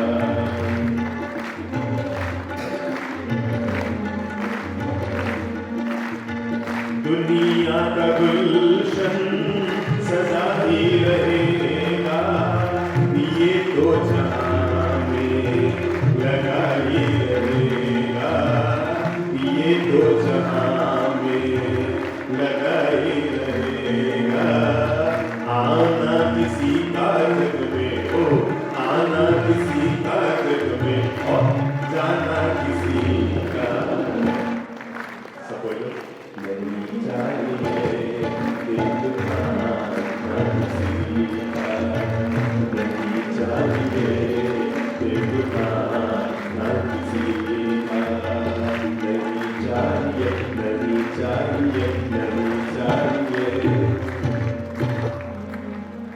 फिर से बोलो, खुद को सुना दो, नहीं चाहिए, दिल दुखाना किसी का। क्यों बताओ, पड़ोस वाले के कान में सुना दो, क्योंकि सदा ना रहा है, सदा ना रहेगा ये जमाना किसी का। हाथ जोड़ के संकल्प करो और बोलो, क्या नहीं चाहिए। आपने घर पक्का सोचा होगा दुखाने का, जब तक किसी को दुखाओ नहीं आपको शांति। चलो जोर से बोलिए, अपने आप को मोटिवेट करके बोलिए, नहीं चाहिए, दिल दुखाना। याद रखना, आदमी जब दुनिया में आता है ना, तो दो के सहयोग से आता है, और जब जाता है तो चार के कंधे पर जाता है। पक्की आता है तो दो के निमित्त से आता है, जाता है तो चार के कंधे पर जाता है। पर सत्य याद रखना, जी अकेला आता है। और जो व्यक्ति इस सत्य को जीवन में याद कर लेता है, जब हम दुनिया में आए थे सांसें हमारे साथ थी पर हमारा नाम नहीं था। जब हम दुनिया में आए थे सांसें हमारे पास थी पर नाम नहीं था। जब हम जाएंगे नाम तो रहेगा पर सांसें नहीं रहेगी। ये जिंदगी का खेल है। अरे छोटी सी जिंदगी है। सोमवार को जन्म के बोलो सब, सप्ताह की शुरुआत मंडे से करें। सोमवार को जन्मे, मंगलवार को स्कूल गए, बुधवार को शादी की, गुरुवार को बच्चे पैदा किए, शुक्रवार को बूढ़े हुए, रविवार शनिवार को बीमार पड़ गए और रविवार को राम संडे टू संडे से शुरुआत हुई या मंडे से शुरुआत हुई, संडे में खत्म हो गई। जरा इतनी सी जिंदगी में पहला निर्णय ले लो। आज के बाद में एक काम हमेशा याद रखूंगा, कभी किसी के दिल को खुशियां दूं या ना दूं, पर किसी का दिल बोल ना, किसी का दिल दुखाऊंगा तो पूरी गर्दन हिलाओ ना, या मैं पकड़ के लाऊं, किसी का दिल नहीं दुखाऊंगा। याद रखना, दुखी आदमी कभी सुखी हो सकता है, बोलो पहले कमर सीधी करो, लटक लटक के बैठ गए। पता नहीं आप लोगों को बुढ़ापा क्यों आ गया नाटक में। आप लोग तो युवा शक्ति है, यहां से पूरे देश को शक्ति का संचार करते हैं।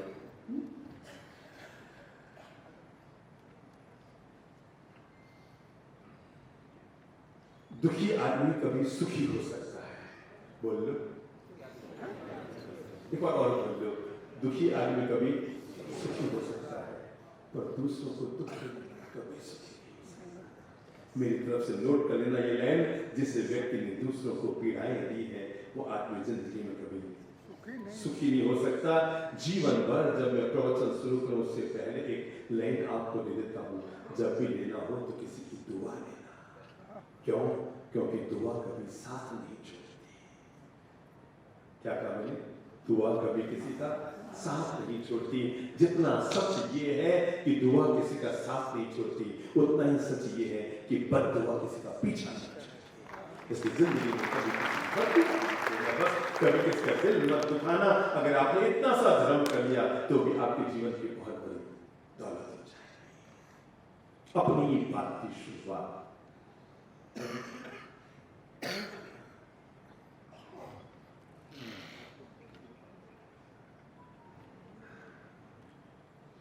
एक बड़ी प्यारी सी घटना के साथ कर रहा हूं। ये वो घटना है जो आपको अंधेरी जिंदगी में उजाला देती रहेगी। कहते हैं क्लास में पढ़ते हुए एक बच्चे ने अचानक आवाज लगाई, सर। टीचर चौंका, बोल। अरे सर मेरी सोनी की अंगूठी खो गई। जैसे ये बात टीचर ने सुनी तो उसको आया गुस्सा, कहा बेवकूफ तू यहाँ पढ़ाई करने आता है या सोनी के अंगूठे लोगों को। अरे सर आज मेरा बर्थडे है, तो मम्मा ने सुबह सुबह जब मैं स्कूल आ रहा था तो अपने अलमारी के लॉकर को खोलकर और उन्होंने अंदर के खन में से मुझे अंगूठी निकाल कर दी कि बेटा पहन ले, शाम को आओगी तो वापस रख दो। सर मेरा बर्थडे था तो मम्मा ने अपनी भारी वाली अंगूठी मुझे दे दी। सर मेरी अंगुली में चुभ गई थी, मैंने अभी सामने उतार के रखी, 2 मिनट नहीं हुआ अंगूठी क्या हो गई? सर मेरी अंगूठी अगर नहीं मिली तो मैं घर नहीं जाऊंगा, मैं कुएं में कूद के मर जाऊंगा, मैं घर नहीं जाऊंगा। अगर मेरे टीचर ने कहा यार तू मुझ पर क्यों बरस रहा है, मैं तो खुद ही अभी आया हूं पढ़ाने के लिए। अरे सर, बगल वाला बच्चा कहता है सर एक बात तो सही, अंगूठी तो यहाँ पर थी। टीचर ने कहा गजब हो रहा है। एक बच्चा कहता है अंगूठी खो गई और दूसरा क्या कह रहा है मैंने अंगूठी देखी। क्या किया जाए, क्या किया जाए? अचानक टीचर ने बुद्धि लगाई और सर ने कहा एक काम करो, कोई आया नहीं कोई गया नहीं, इसका मतलब अंगूठी तो कहां इधर ही से है। एक काम करो, क्लास के दरवाजे बंद करो, खिड़कियां बंद करो, मैं सारे बच्चों की तलाशी लूंगा। जैसे ही बच्चों ने सुना कि आज हमारी तलाशी होगी, स्कूल के इतिहास में ऐसा कभी नहीं हुआ था कि इस स्कूल में कभी किसी बच्चे की तलाशी ली गई हो और कहा गया पूरी क्लास की तलाशी। बच्चे चौंक गए, पर टीचर ने कहा मैं नहीं चाहता जिस बच्चे ने गलत काम किया है वो बच्चों और बच्चों की नजरों में गिरे, इसलिए किसी को पता नहीं लगेगा कि किसने अंगूठी चुराई है। सारे बच्चे अपने आप पर क्या बांधो, पट्टी, और बच्चों ने फटाफट आंख पे पट्टी बांध दी। टीचर ने तलाशी शुरू की, पहले से लेके 2, 3, 4, हाँ उस बच्चे की भी तलाशी ली जिसने कहा अंगूठी को, पता नहीं वो बेवकूफ बना। तलाशी लेते लेते 15वें 16वें बच्चे तक पहुंचे तो पता लगा जो किताबों का बैग होता है उसके कोने में वास्तव में अंगूठी मिल गई। टीचर ने अंगूठी निकाली पर कहा नहीं कि अंगूठी मिल गई, क्योंकि उसे पता था अगर मैंने कह दिया तो पीछे वाले बच्चे कहेंगे आगे वाले चोर थे, हम तो चोर थे ही नहीं, हमारी तो तलाशी हुई नहीं, मतलब तुम जो 5-10 लोग आगे थे उन्हीं में से कोई चोर। उसने सारे बच्चों की तलाशी ली और सब बच्चों से कहा पट्टी खोल दो, ताली बजाओ, ये अंगूठी मिल गई है। और जैसे ही उस बच्चे ने अपनी अंगूठी देखी तो वो तो एकदम अभाव हो गया, thank you sir, thank you sir, thank you sir, मैं जीवन भर आपका आभारी रहूंगा, आपने इतनी महंगी मेरी अंगूठी खोज के निकाली, thank you sir, thank you. पर अब बारी घबराने की उसकी थी जिसके बैग में से अंगूठी निकली। अगले दिन स्कूल की प्रार्थना थी, जैसे यहाँ ये सभागार भरा हुआ है वैसे 1000 से ज्यादा बच्चे वहां पर इकट्ठे थे और उस बच्चे को लगा कि कल तो मैं बच गया, पर आज जब प्रार्थना होगी तो ये टीचर साहब जरूर कहेंगे हमारे स्कूल में अब इस तरह के काम होने शुरू हो गए। और खुदा ना खास्ता में आगे रहा तो आंख से आंख मिलेगी और मुझे कहीं सब ऊपर न मिलाएंगे। इसलिए वो कहते ना चोर की डाली में वो सबसे पीछे जाके बच्चों के झुंड में छिप गया। टीचर ने कोई जिक्र नहीं किया। महीना, 2 महीना, साल, 2 साल, 5 साल, 10 साल, टीचर रिटायर हो गए और बच्चा पढ़कर बाहर निकल गया। तो कैसे बताऊं, वो जो अंगूठी चुराने वाला बच्चा था, एक दिन पढ़ते पढ़ते उस शहर का सबसे अमीर था। एक दिन उसी स्कूल में वार्षिक महोत्सव था। तो जब स्कूल के प्रिंसिपल को पता लगा कि हमारे स्कूल में पढ़ा हुआ वो बच्चा आज शहर का सबसे धनी मानी व्यक्ति बन गया है, तो उन्होंने वहां पर जाकर उसे अनुरोध किया कि आपने हमारे स्कूल में बच्चों ने पढ़ाई की, हमारा वार्षिक महोत्सव है, हम चाहते हैं सभी बच्चों को पुरस्कार किसके हाथ से, आपके हाथ से मिले। बड़ा वो खुश हुआ। तय है भाई, कोई आदमी पूरी दुनिया में नाम कमा कर आ जाए, पर जब तक उसके गांव में सम्मान न मिले तब तक मजा नहीं आएगा। उसे लगा, अरे वाह, जिस स्कूल में मेरे बचपन में पढ़ाई की, आज मेरा वहां पर सम्मान। बड़ा खुश होकर अपनी धर्म पत्नी को साथ लेकर समारोह में पहुंचा, लेकिन सारी खुशियां एक सेकंड में गायब हो गई। जैसे ही जाकर मंच पर कुर्सी पर बैठा तो देखा बगल में कौन कौन बुद्धि लगाओ कौन, वही रिटायर्ड टीचर। उसको बगल में बैठाया गया। उसे लगा आज में अनर्थ न हो जाए, ये पूरे शहर के धनी मान लोग आए हुए हैं, मुझे मुख्य अतिथि बनाया गया है। और कहते हैं ना, जब भी किसी महापुरुष के जीवन की यश गाथा गाई जाती है तो बताया जाता है कि बचपन में ये ऐसा था, लेकिन बढ़ते बढ़ते इतना महान बन गया। और कहीं ये क्लास टीचर खड़े हुए और इन्होंने भूल से भी बता दिया कि ये बचपन में वो बच्चा है कभी जो अंगूठों की चोरी करता था। आज देखो बढ़ते बढ़ते गौरव करो, हमारे शहर का इतना बड़ा धनी मानी बन गया है। अरे गौरव क्या करो, लोग मुझ पर थूकेंगे कि चोरियां कर करके अमीर बनाए। क्या करूं क्या करूं क्या करूं क्या करूं क्या करूं क्या करूं। और तभी उसे सूझा कि फिर पछताए क्या हो। चिड़िया चुप गई। उसने टीचर की तरफ नजर डाली। टीचर ने भी उसको देखा, मुस्कुरा दी, मतलब ये मुझे पहचान रहे हैं।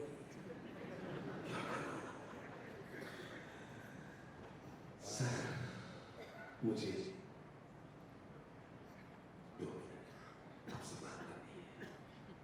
2 मिनट हाँ बोले नहीं सर, थोड़ा ना मंच थोड़ा पीछे चल के। और वो जैसे ही पीछे गए, वो जाते ही नहीं बच गया। Thank you sir, thank you sir, thank you. आज मैं जो कुछ हूँ आपकी बदौलत हूँ। अगर उस समय अंगूठी चुराने में आपने मेरा नाम खोल दिया होता तो मैं तो कुएं में कूद के मर जाता। सर आज मैं जो कुछ ऊंचाई तक पहुंचा हूँ, इसका पहला अंतिम श्रेय आपका है। आपने मेरी इज्जत रखी सर, मैं आपके कारण आज आगे बढ़ा हूँ। बस इतनी से मेहरबानी करना आज की। क्या इज्जत बचाए। उन्होंने कहा मतलब वो अंगूठी चुराने वाले तुम हो? तो उसने कहा मतलब आपको पता ही, आपको खबर ही नहीं? हाँ बेटा, मुझे कैसे पता होगा, क्योंकि मैंने केवल बच्चों के आंख पे पट्टी नहीं बनाई थी, मैंने अपनी आंख पे भी पट्टी बनाई। मैं नहीं चाहता था, गलती तो दुनिया में किसी से भी हो सकती है, चूक दुनिया में किसी से भी हो सकती है, किसी तरह की गलती इंसान से होना संभव है, क्योंकि हम सब सामान्य इंसान हैं। पर गलतियां इंसान के जीवन का हिस्सा है। पर इंसान का बड़प्पन इसी में है कि गलती करने पर भी उसे माफ करने का बड़प्पन दिखाते हुए।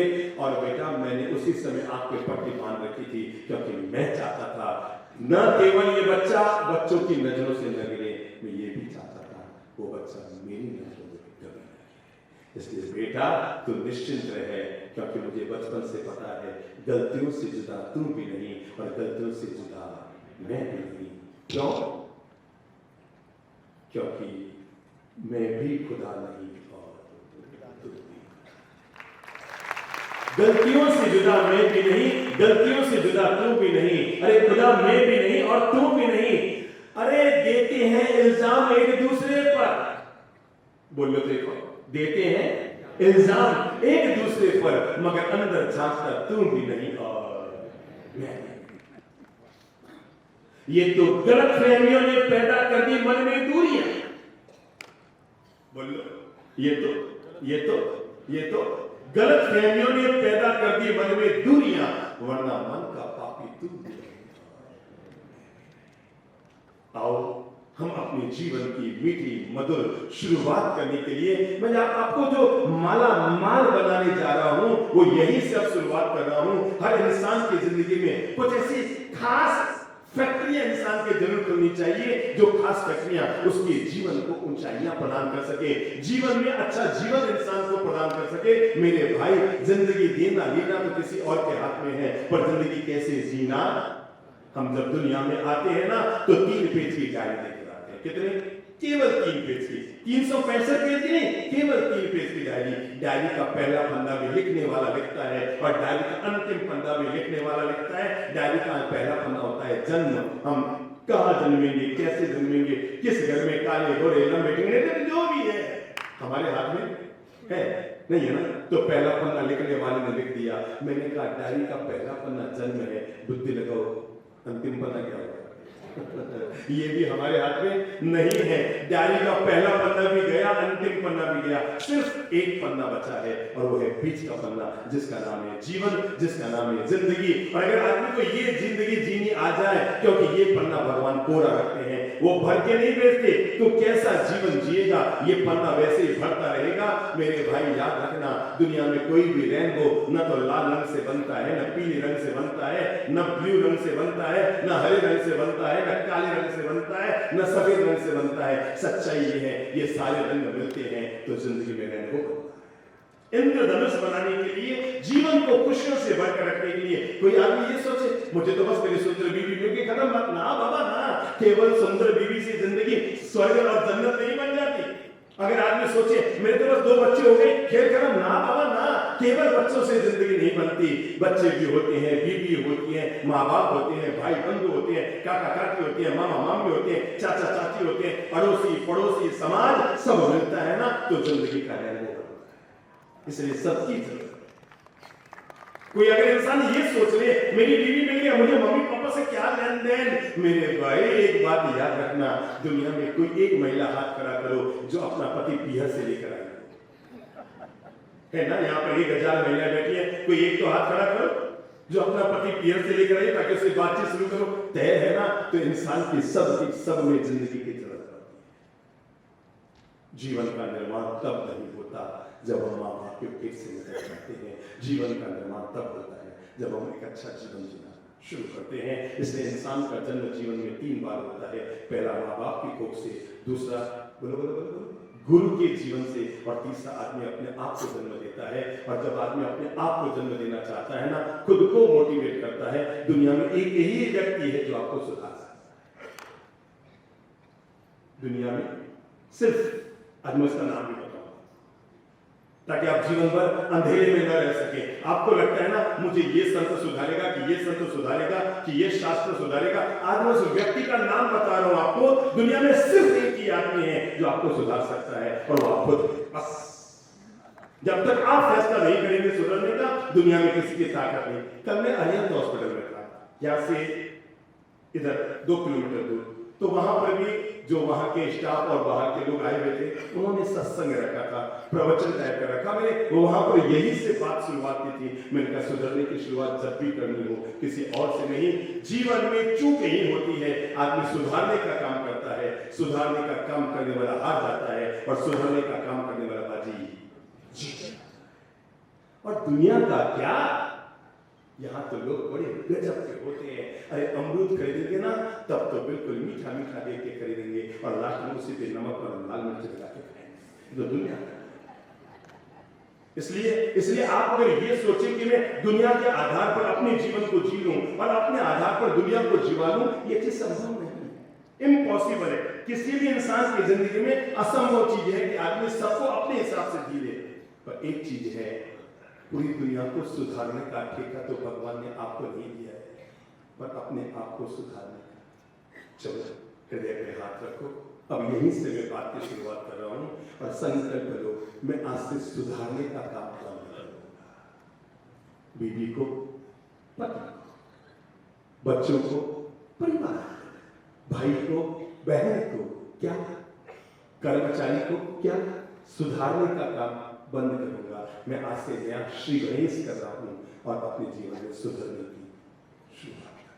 और जब सुधरने की शुरुआत कर रहे हैं, आज मैं 3 फैक्ट्रियां आपकी जिंदगी में खोल रहा हूं। ये 3 फैक्ट्रियां आपकी जिंदगी को माला माल, इतना माला माल कर देगी, चाहे जैसे परिस्थिति बिगड़ती रहे पर मनस्थिति नहीं बिगड़ेगी। याद रखना, परिस्थितियां बिगड़ना पार्ट ऑफ लाइफ है, लेकिन बिगड़ी हुई परिस्थिति में अपने मन को शांति और आनंद से भर कर रखना, यही आर्ट ऑफ लाइफ है।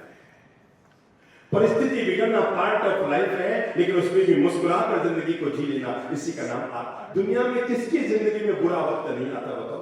अरे मेरे भाई, आप तो छोटी छोटी बातों को लेकर मन को प्रभावित कर देते हैं। याद करो ना, मां भगवती सीता कौन थी? बुद्धि लगाओ। नंबर 1 लक्ष्मी का अवतार, नंबर 2 भगवान की पत्नी, नंबर 3 रघुवंश की महारानी, नंबर 4 दुनिया के सबसे महान राजा जनक की बेटी। अब देखो जिंदगी, मैं आपको बताना चाहता हूं जिंदगी इम्तिहान कैसे लेती है और आदमी कैसे बाहर निकलता है। जन्मी तो कहते हैं मां की कोख न मिली, जमीन से निकल कर आना। और शादी हुई तो बैंड नहीं बजा शादी हुई तो कोई बैंड बजाने के लिए बाण और त्रिशूल लेकर पहुंच गए और शादी करके ससुराल गई तो क्या होगा? बुद्धि लगाओ। कैकेयी प्रकट हो गई, मंत्रा प्रकट हो गई, जंगल में गई तो पति का साथ निभाने के लिए रावण प्रकट हो गया, रावण के चुंगल से निकल कर आई तो अग्नि प्रकट हो गई, अपने शहर में वापस आई तो लोग अपवाद करने वाले, आलोचना करने वाले लोग प्रकट हो गए और वहां से निकलकर, राजमहल से निकलकर जंगल में गई। मैं आपको कैसे बताऊं, रघुकुल की महारानी, लक्ष्मी का अवतार, भगवान की पत्नी महारानी सीता को भी अपनी संतान को जन्म देने के लिए एक ऋषि के आश्रम में जाकर शरण लेनी पड़ी। ये जिंदगी है, जीवन के पार्ट है, लेकिन इन सब के बाद भी जो व्यक्ति अपने मन की शांति और आनंद को बरकरार रख लेता है, वो व्यक्ति जीवन की बाजी जीत लेता है। और जब मैं जीवन की बाजी को जीतने की बात कह रहा हूं तो मैं आपको अनुरोध कर रहा हूं, केवल भीतर के अंधेरे को कोसो मत। ये अंधेरा, अरे दिया जलाओ, जिंदगी में ज्ञान का, बोध का, होश का, विवेक का दीप जलाओ, ताकि जिंदगी के अंधेरे, कोई न कोई तो खास बात होती है जिंदगी में अच्छाई की, क्योंकि एक अच्छाई पूरे पर भारी पड़ती है, अरे एक दिए की बाती पूरे अंधेरे को मिटाने के लिए भारी पड़ती है। कोई न कोई तो अच्छाई में खास बात होती है। मेरे पास एक व्यक्ति आया, आकर कहा, बाप जी अच्छे के साथ अच्छा किया जाए। मैंने कहा बिल्कुल, क्योंकि आप यही कहेंगे अच्छे के साथ अच्छा किया जाए। मैंने कहा बिल्कुल। तो कहने लगा, जब अच्छे के साथ अच्छा किया जाए तो बुरे के साथ बुरा क्यों नहीं? मुझे बताया बात में दम तो है, जब अच्छे के साथ हम अच्छा करें तो बुरे के साथ बुरा क्यों ना करें? मैंने कहा बेटा, जीवन पर याद रखना, हीरे को काटने के लिए हीरे का इस्तेमाल किया जाता है, पर गंदगी को साफ करने के लिए गंदगी का इस्तेमाल नहीं किया जाता। कीचड़ को साफ करने के लिए कीचड़ का इस्तेमाल नहीं किया जाता है। और जीवन पर याद रखना, जिस दूध में जितना ज्यादा पानी होता है, रबड़ी बनने के लिए उसको उतना ही ज्यादा उबलना होता है। और पहली फैक्ट्री कमर्शियल करो, काम करना, धीरे धीरे आगे सुधरना।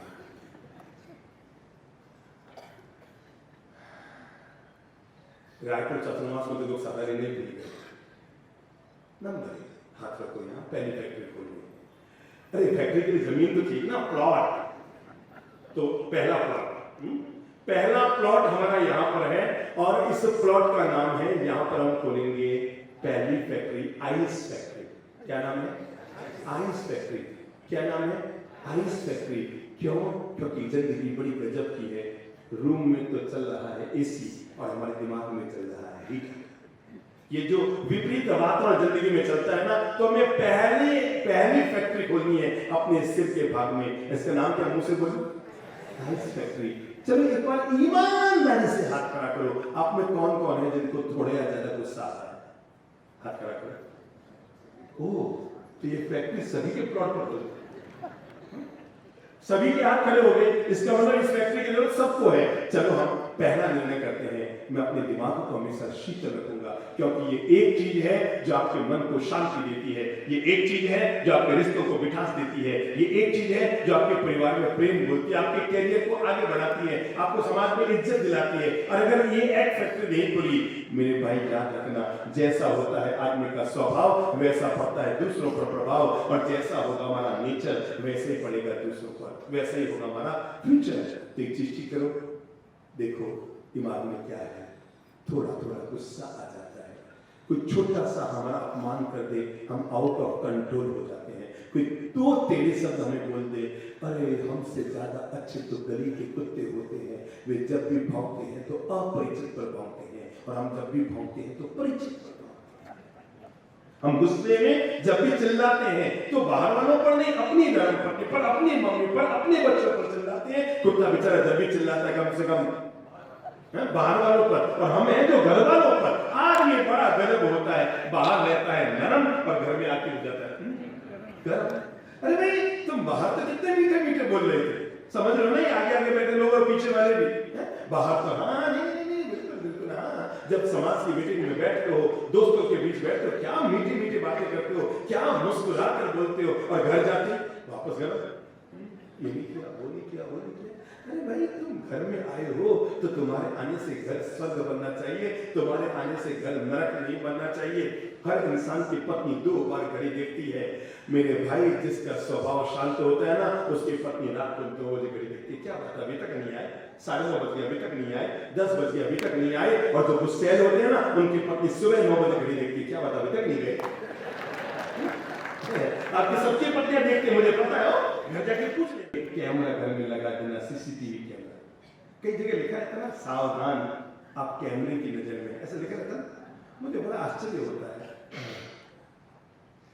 25 साल से आदमी कैमरे की नजर में आना शुरू हुआ है तो सावधान हो गया। अरे करोड़ों वर्षों से आदमी भगवान की नजरों में था, तभी सावधान नहीं हुआ कि उसकी नजरों से, कैमरे की नजरों से बच भी जाओगे तो उसकी नजरों से कभी बच नहीं पाओगे। तो पहली फैक्ट्री यहां पर खोल लो, आइस फैक्ट्री। कूल कूल, सामने वाला हमारे प्रति नेगेटिव बातें बनाता है, तब भी हम अपनी ओर से, अगर आप जीवन में एक सद्गुण पा लेते हैं कि मैं अपने नेचर को हमेशा सॉफ्ट रखूंगा, अपने स्वभाव को हमेशा मधुर रखूंगा, अपने क्रोध पर हमेशा नियंत्रित रखूंगा, तो जीवन भर याद रखना आप जीवन की पहली 5 साल पार करने में सफल हो गए हैं। मेरे भाई,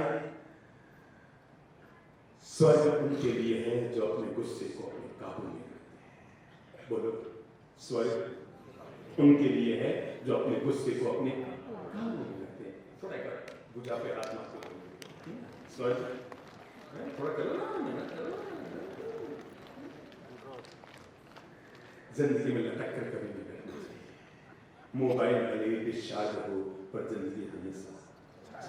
लोग बड़ी गजब के होते हैं, सुबह उठती जैसी आंख खुलेगी ना, मोबाइल चार्जिंग में लगा हुआ है तो सुबह उठती देखेंगे चार्ज हुआ कि नहीं, और अगर नहीं हुआ तो वो स्विच ऑन करना भूल ही गया और उसका माथा ठिठक जाएगा। मोबाइल भले डिस्चार्ज हो, पर जिंदगी हमेशा। तो क्या हुआ, एक घर में पति पत्नी सोए हुए थे, तो पत्नी तो अपनी शांति से सो गई, और पति दिन भर की फितूरबाजियों का टेंशन घर में लेके आ गया। हमेशा याद रखो, जब घर में अंदर प्रवेश करो ना, तो इसके साथ ही कचरा डिब्बे में अपने दिमाग के सारे फालतू बातों को, धंधे की बातों को, कटम सपम जो भी ना सबको निकाल के डाल दिया करो। घर आए थे बिल्कुल स्माइल के साथ घर में, अब आपका दुकान का गुस्सा था, कर्मचारी से भिड़े थे, या किसी और से आपकी बातचीत हो गई, समाज में गए थे, 2 शब्द आप बोल के आ गए थे, आपका माथा भारी और घर में आते आप उदास है ना, बाबा ना, घर में आओ ना, देखो अपने आपको रिफ्रेश कर लो। क्या करो, रिफ्रेश कर लो। जो कचरा पेटे वहां पर अटम पटम सब डाला, अपने जेब को देख लो, जेब मतलब भीतर के जेब को देख लो, फालतू चीज डाली, बिल्कुल एक बार चेहरे पर स्माइल भी अंदर प्रवेश किया। जेब में भले न हो मोबाइल, पर चेहरे पर हमेशा रखो। तो दोनों सोए थे, पता नहीं अचानक रात को 2 बजे पत्नी का मोबाइल चार्जिंग में लगा हुआ था और उसमें आवाज आई, ट्रिंग ट्रिंग ट्रिंग ट्रिंग ट्रिंग। पत्नी तो मस्ती की नींद में थी, और पति किसमें था, टेंशन। रात को 2 बजे मेरी बीवी के मोबाइल में किसका मैसेज गया तो जाकर देखकर चौंक पड़ा, उसमें लिखा था ब्यूटीफुल। तो और उसकी खोपड़ी और ये रात को कौन करम फूटा मेरी बीवी के मोबाइल में, और ये वीडियो और उसने उसकी पत्नी बनाई। वो बैठी क्या बात है, ये तेरे क्या करम है? ये तू क्या कर रही है? रात को 2 बजे तेरे मोबाइल में मैसेज आ रहे ब्यूटीफुल।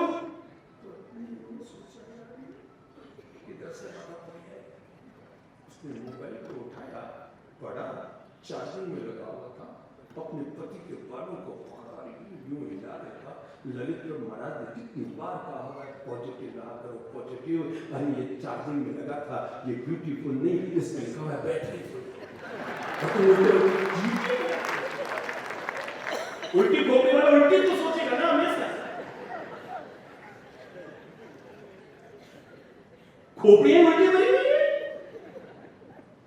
और हमेशा हर कर्म को उल्टे उल्टे ही देखते रहते हैं।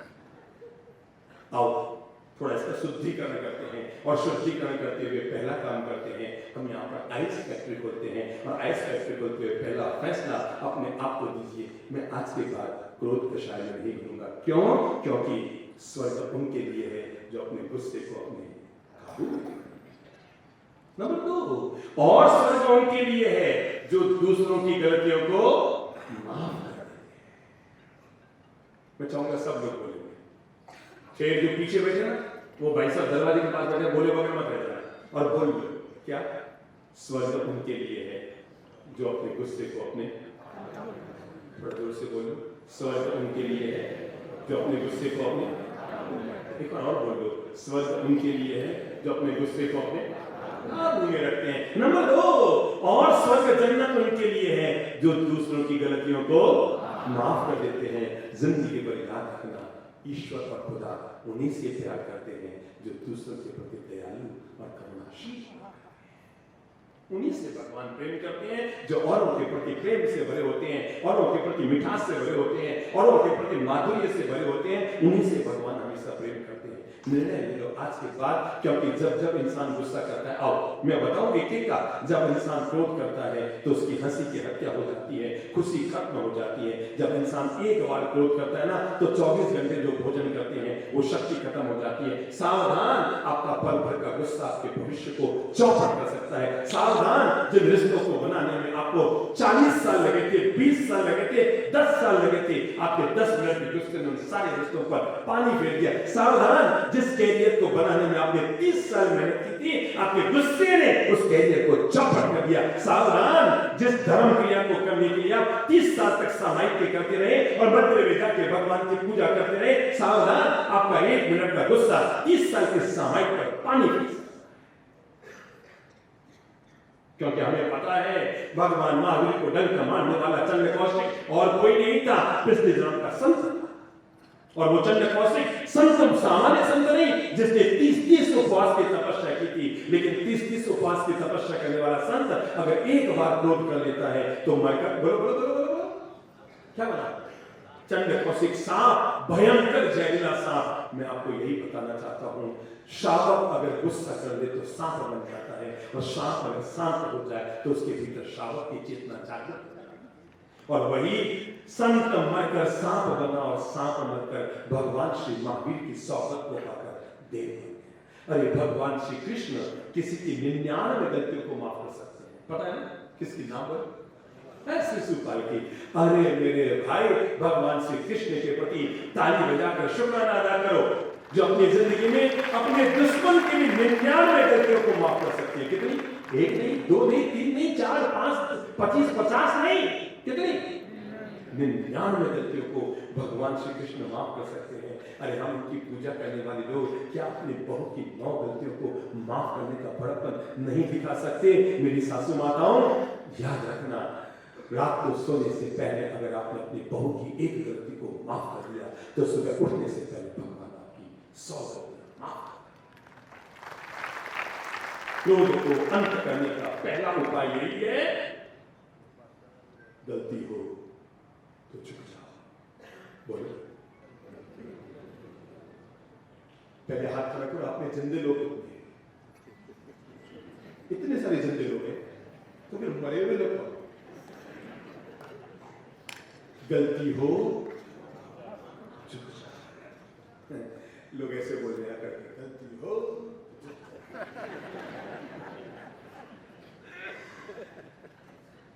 गलती हो जोड़ दो हाथ, पड़ोसी को जोड़ दो, प्रशांत बाबू जोड़ दो, इधर वाले को जोड़ दो, उधर वाले को जोड़ दो और आगे वाले को जोड़ दो। क्या गलती हो तो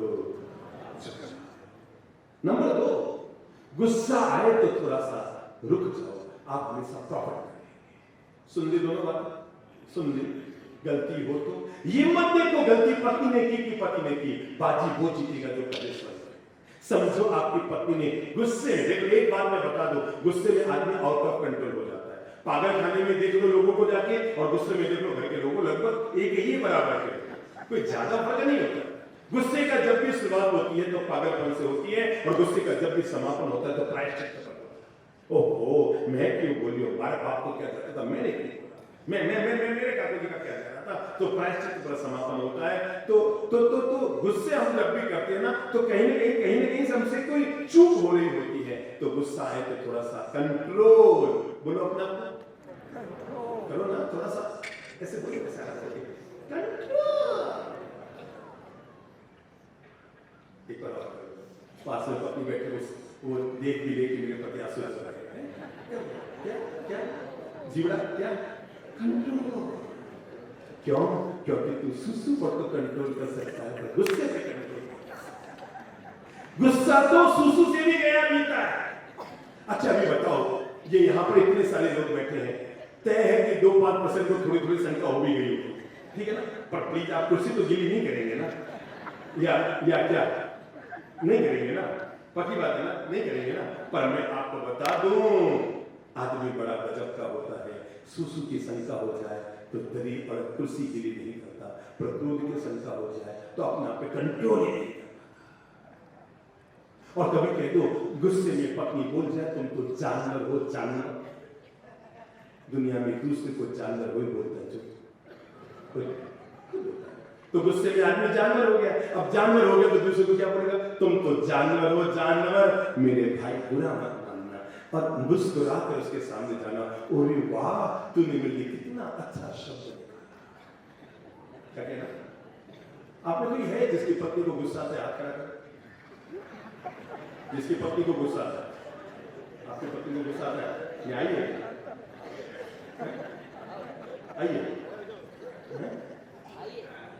आइए तो आपको खड़ा करोगे, कौन है इनकी पत्नी, कोई एक हाथ खड़ा करो। अच्छा इधर ही बैठिए ना, तो अच्छा खड़े हो तो नहीं। अच्छा बताओ आपको गुस्सा आता है, आता है, और इनको उनको आपसे भी ज्यादा आता है। अच्छा कंपटीशन करते हैं, कंपटीशन घर में चलता ही रहता है। मैं बच्चा था ना, सुनो, मैं जब बच्चा था तो मैं तो 11.5 साल का संत बन गया, तो मैं बचपन में देखा करता, वो शादी करते हैं ना तो ऐसे क्या वो क्या कहते हैं, ऐसे हाथ में क्या कहते हैं, ऐसे हाथ मिलाया करते थे, मिलाए ना आप लोग, शादी के तब हाथ मिलाया करते थे ना, तो मैं रोज सोचता था यार ये क्या रस्म है, शादी के समय हाथ क्यों मिलाया जाता है, हाथ क्यों मिलाया जाता है, हाथ क्यों मिलाया जाता है। अब जिंदगी का पाठ समझ में आ गया, 2 पहलवान जब भी मैदान में अखाड़े में उतरते हैं, 2 पहलवान जब भी अखाड़े में उतरते हैं पहले हाथ मिलाते हैं। तो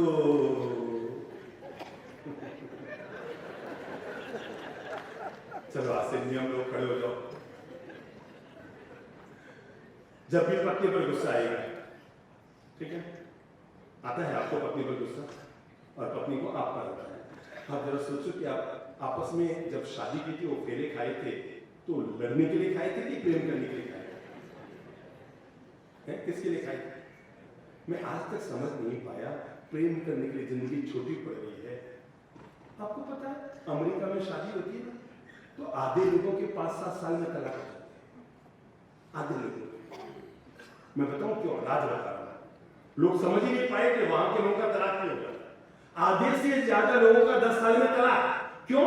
क्योंकि वहां पर लोग 24 घंटा प्रेम में रहते हैं, तो जो प्रेम का कोटा होता है ना वो खत्म। और हमारे अरे जबरदस्त, ये प्रेम का कोटा खत्म होता ही नहीं है, क्योंकि प्रेम तो कर ही नहीं पाते, लड़ने से बाहर नहीं निकलते। दे तो प्रेम बेचारा करे कहां से? तो इनका जो प्रेम का कोटा होता ना 7 जन्म नहीं 70 जन्म तक चलेगा तो खत्म नहीं। चलो इनको बोलो जय जिनेंद्र, इनको बोलो प्रणाम करो। चलो आज के बाद गुस्सा उधर बोलो, मुझे नहीं। आज के बाद गुस्सा कम। ओ लड़ूंगा तो सही बीवी से, नहीं लड़ूंगा तो पति क्या है? कहते हैं लड़ूंगा तो सही, बिना लड़े मुझे चैन नहीं, बंद नहीं करूंगा, कम कर दूंगा। प्रेम का कोटा कम हो जाएगा। आपके कितने बच्चे हैं? 2। तो कैसे बताऊं गुस्सा नहीं करते रहते हो?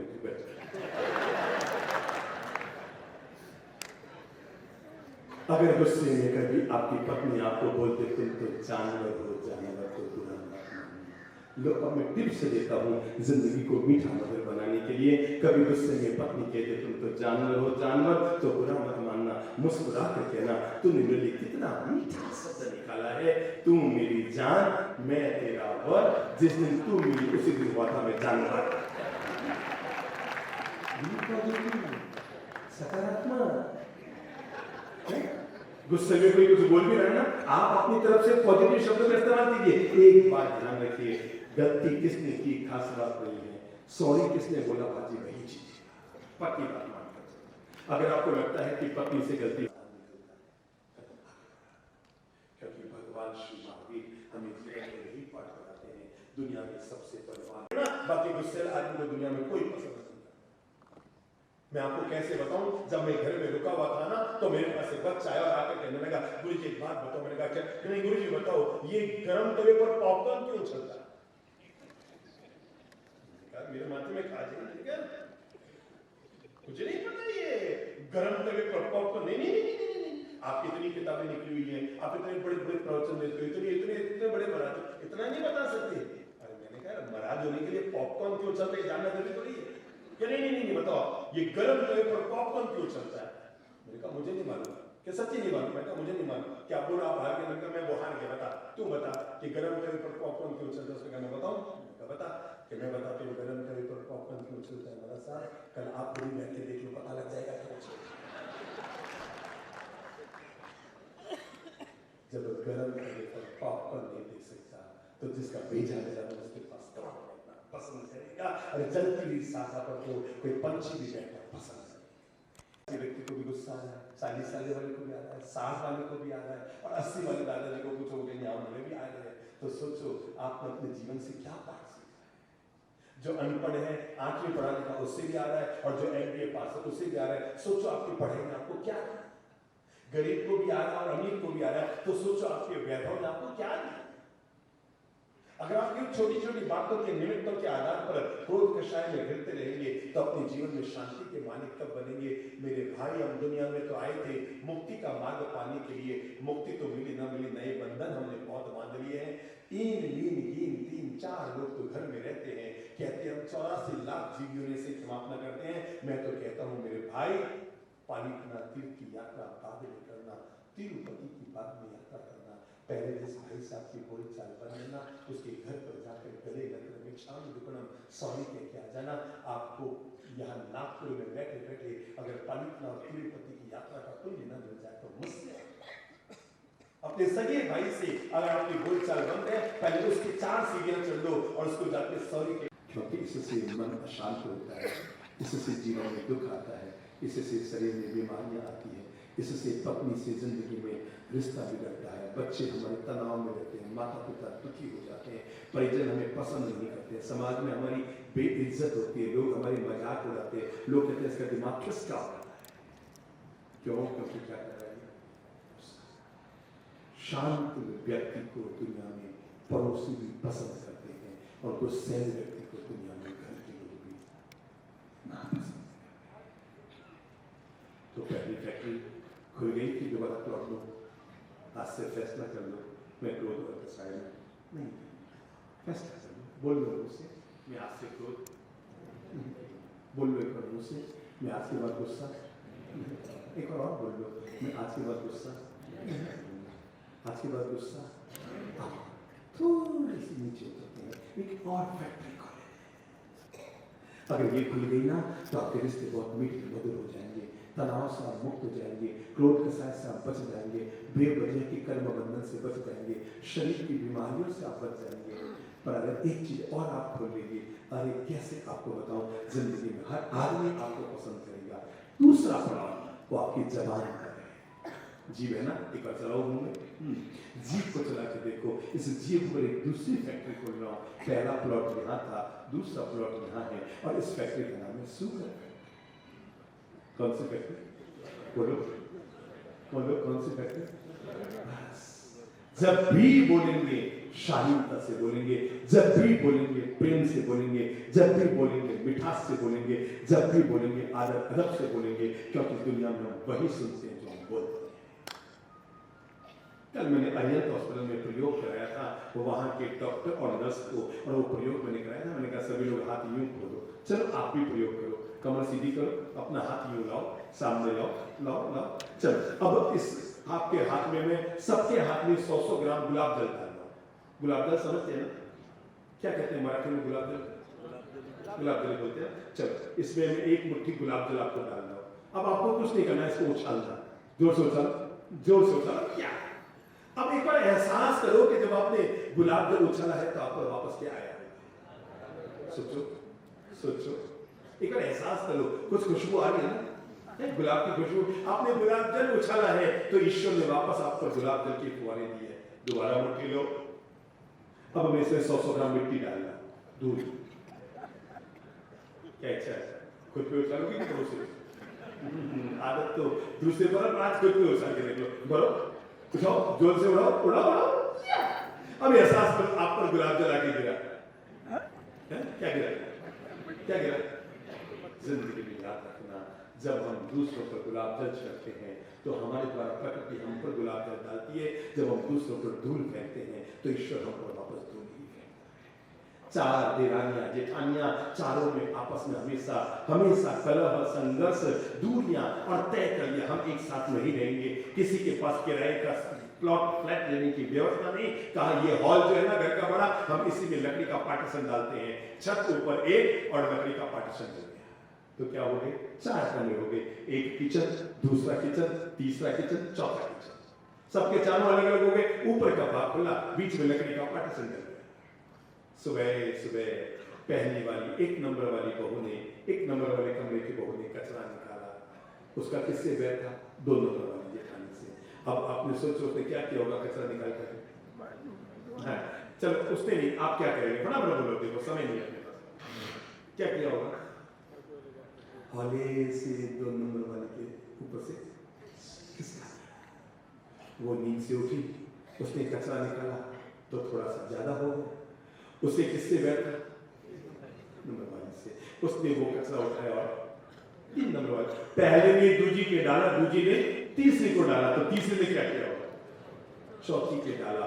पहले ने इतना कचरा डाला, दूसरे में इतना हो गया, तीसरे में इतना हो गया, और जब तीसरे ने भी कचरा निकाला तो किसको डाला? चौथी को डाला।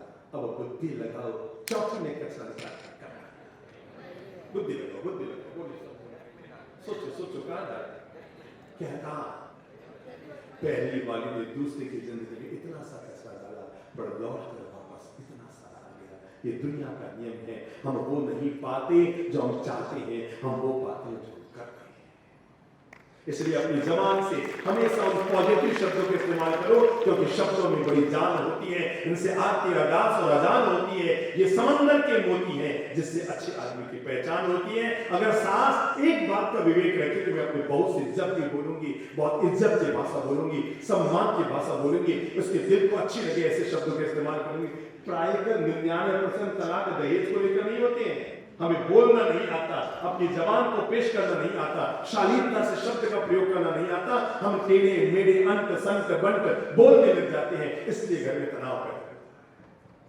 जब भी बोलो शालीनता से बोलो, जब भी बोलो मिठास से बोलो, जब भी बोलो प्रेम से बोलो, जब भी बोलो दूसरों को इज्जत देते हुए बोलो। एक नेताजी किसी संत से मिल रहे, 2.5 मिनट की कहानी के बाद खत्म कर रहा हूं। एक नेताजी किसी संत से मिलने के लिए गए। संत महाराज 4 भक्तों के बीच बैठे थे, और नेताजी गए तो मतलब अकेले तो गए नहीं होंगे ना, 4-5 पुलिस वाले भी साथ थे, एक उनका पीए सेक्रेटरी वो भी साथ था।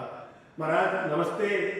ओहो, आओ आओ भैया, आपका स्वागत है। बैठो भैया बैठो। हाँ महाराज, बस आपसे मिलने आया हूँ। आप पहचान गए ना भैया? हाँ भैया पहचान गए। 5-5 पुलिस वाले तेरे पीछे हैं, तो पता है कि तुम नेता हो। तो बैठो भैया, 2 मिनट बैठो। ये लोग आए हुए हैं, पहले इनकी सेवा करो, फिर तुम्हारी करता। अब जिनका काम हमेशा इंतजारी करवाना रहा, उनको बोलो इंतजारी करो, तो भैया गरम हो जाए। आधा मिनट तो इंतजारी क्यों था महाराज? आप समझते नहीं हो क्या? आदमी आदमी में फर्क नहीं समझते हो। मैं इतना बड़ा आदमी आपसे मिलने के लिए आया हूं, आपने मुझे बैठा दिया और मुफ्त के लोगों से आपसे बातचीत करें। समझ कर इनको धर्म की 2 बात समझा रहा हूं, बात पूरी करके फिर आपकी सेवा करो। क्या महाराज, लोग कहते हैं बड़े ज्ञानी संत आए हैं, बड़े ज्ञानी संत आए, अक्कल नाम की चीज नहीं है। पता नहीं आदमी अंत संत बंट वो जितना महाराज को सुना सकता था, महाराज को सुना, तो उल्टा सीधा सब संत ने नेताजी की तरफ नजर डाल के कहा, भाई मैं तो जैसा हूं वैसा हूं, पर एक बात कहूं, तुम बहुत अच्छे हो, हमारे नगर के गौरव हो, हमारे राज्य के गौरव हो। हमें पता है तुम बहुत बढ़िया आदमी हो, हमें गौरव है कि हमारे तुम जैसा नेता है। अब वो गुस्से में भरा हुआ नेताजी तो निकल गए। रात को अपने बेडरूम में थे, पास में कौन थे? आप तो ऐसे बैठे हैं जैसे आपके पास मुझे होती नहीं। सोचो पास में कौन थे? धर्म पत्नी। इस शब्द को बहुत ध्यान से सुनना। दुनिया में सगे भाई को धर्म भाई नहीं कहते, सगी माँ को धर्म माँ नहीं कहते, सगे पापा को धर्म पापा नहीं कहते, सगी बहन को धर्म भाई नहीं कहते, और सगी पत्नी को, सगी वाली धर्म की होती है, किसके पाप को जाते फूटे कराए उसकी। बाकी सगी वाली जो होती है ना, वही धर्म पत्नी कहलाती है। क्यों? क्योंकि वो इंसान को धर्म के रास्ते उसको धर्म लेके जाती है, धर्म के रास्ते, कल्याण के रास्ते, नीतिक और जीवन मूल्यों के रास्ते को लेकर जाती है। तो कहते हैं वो पत्नी पास में सोई थी, नेताजी ने अपना अनुभव बताया। अरे आज गया, वहां साफा पहनाया, माला पहनाया, ये हुआ वो हुआ, 10-20 साफे भी इकट्ठे करके लाया हूँ, इतनी सारी मालाएं इकट्ठी की, 5-7 सॉल भी इकट्ठे करके लाया, और अनुभव बताते रहा। महाराज है, लोगों ने कहा बड़े ज्ञानी है, ज्ञानी है, ज्ञानी है। मैं गया वहां पर वो तो समझती नहीं है। आदमी मुझे बैठा दिया कि बैठो, 2 मिनट बाद में बात करते हैं। मैं तो फिर महाराज को अंत संत सुना के आ गया। मैंने कहा महाराज आपने अक्कल नाम की चीज नहीं है, आप समझते नहीं, आदमी और क्या फर्क है? पर एक बात बताओ यार, मुझे समझ में नहीं आ रहा है। महाराज मुझे पहचान गए और रवाना होते होते मेरी इतनी तारीफ की कि तुम तो हमारे गौरव हो, तुम तो हमारी शान हो, तुम तो हमारे राज्य के गौरव हो, हमें गौरव है कि तुम हमारे पता नहीं यार। महाराज मेरी क्या तारीफ कर दी, रवाना होते थे, महाराज मुझे पहचान। पत्नी ने राज खोला और उसके बालों में अंगुलियां चलाते हुए कहा, मैं सच्चाई बताऊं, सच्चाई ये है, संत ने वो नहीं कहा जो तुम हो, और तुमने वो नहीं बोला जो संत है। सच्चाई वो है, संत ने वो बोला जो वो खुद है, और तुमने वो बोला जो तुम खुद हो। इंसान की जबान ही उसको व्यक्तित्व को उजागर करती है। जैसा आदमी भीतर होता है वैसे बाहर में उजागर। तो संत ने वो नहीं बोला जो तुम हो, संत ने वो बोला जो खुद है। और तुम क्या बोल कर आए? वो तो अक्कल नाम की चीज किसने? पत्नी सब। तो आओ आज से हम फैसला करते हैं, हम जब भी किसी से बोलेंगे, मिठास से बोलेंगे, प्रेम से बोलेंगे, धैर्य से बोलेंगे, शांतिपूर्वक बोलेंगे, अपनी बात को हमेशा प्रेम और मिठास से पेश करेंगे। क्यों? क्योंकि जीवन में याद रखना, पिस्तौल से छूटी गोली और मुंह से निकली बोली बहुत विवेक से इस्तेमाल करना। ये कौन सा विनाश करेगी तुम्हें पता ही नहीं है। मुंह से निकली बोली और पिस्तौल से छूटी गोली, ये आपको नहीं पता कि आगे जाके क्या विनाश करेगी। इसलिए इसको उपयोग करने से पहले 1000 सोचना।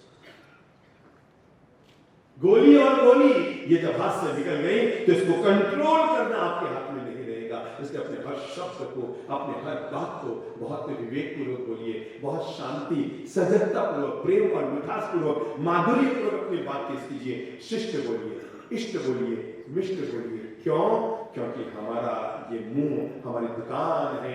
जब हम उसके दो शटर खोलते हैं ना तो पता लगता है इसके अंदर क्या है, और वो भी तब जब हम बोलते हैं तो पता लगता है इसमें हीरे भरे हैं या कोयले भरे हैं। हमारे रिश्तों को जोड़ती भी यही है और तोड़ती भी यही है। इसलिए मुझे कोई पूछे शरीर में सबसे बढ़िया अंग कौन सा है? सबसे बढ़िया, जिससे बढ़िया कोई अंग हो ही नहीं सकता, मैं कहूंगा पर मुझसे कोई पूछे कि दुनिया में सबसे घटिया अंग कौन सा है?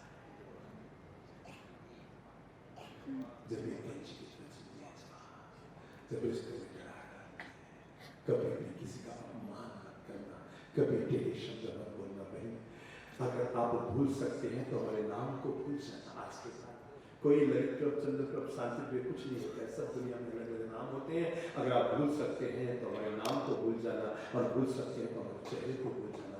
पर याद रख सकते हैं तो जो बातें हमने आपको 3 दिन में दी है ना, उन बातों को जरूर याद रखना। इससे आपके जीवन का कल्याण।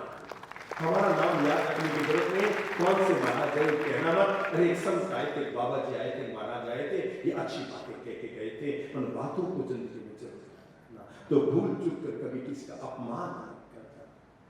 बोलो मुझसे, भूल चूक कर कभी किसी का अपमान मत करना, क्योंकि इस एक चीज ने महाभारत का शीघ्र किया। भूल चूक कर अगर कोई अपमान कर दे तो उसको बुरा मत मानना, क्योंकि इसी दूसरी चीज ने महाभारत को आगे बढ़ाया। और तीसरी बात याद रखना, कभी बुरा लग जाए तो बदले की भावना पैदा मत करना, क्योंकि इसी ने महाभारत के युद्ध को पैदा किया। अगर ये 3 बात ना होती, ना होता बांस और न होती बांसुरी। द्रौपदी ने बोला, अंधे का बेटा अंधा होता है। शुरुआत अपमान से हुई। नंबर 2, अपमान ले लिया दुर्योधन ने, किसने मेरा अपमान किया। तो तीसरी बात क्या पैदा की, मैं इस अपमान का बदला लूंगा। कभी किसी का अपमान मत करना, कोई कर दे तो बुरा मत मानना, और बुरा लग जाए तो प्लीज हाथ जोड़कर अनुरोध कर रहा हूं, कभी बदले की भावना पैदा मत करना, क्योंकि भावना आपका सर्वनाश, आपके कुल और वंश को खत्म कर देगी, आपके जीवन के सुख, शांति और चैन का नाश कर देगी। अगर आपने बदले की भावना मन में पैदा कर दी, उसका बुरा हो या ना हो, आपका पहले शुरू हो जाएगा। इसलिए कभी किसी का अपमान मत करना, क्योंकि दुनिया का नियम है, जो तुम देते हो वही तुम्हें वापस मिलता है। पत्नी ने पति से पूछा कि तुम मरने के बाद कहां जाओगे। उसने कहा स्वर्ग में जाऊंगा। तो पत्नी ने पूछा तुम्हें वहां क्या मिलेगा। उसने कहा मुझे वहां अप्सरा मिलेगा। क्या मिलेगा? अप्सरा मिलेगा। तो पत्नी ने कहा एक बात बताओ, क्या मैं नहीं मिलूंगी? अरे तुझे तो मरेंगे जाओ, इस जन्म में कैसे जिया मेरी आत्मा जानती है, मुझे तो वहां अप्सरा मिलेगी। अप्सरा, तू तो कोई लेन देन नहीं है। तो पत्नी ने पूछा अजय एक बात बताओ, तुम्हें तो अगले जन्म में अप्सरा मिलेगी, तो मुझे अगले जन्म में क्या मिलेगा? पति थोड़ा टेढ़ा बोलने, ये पति लोग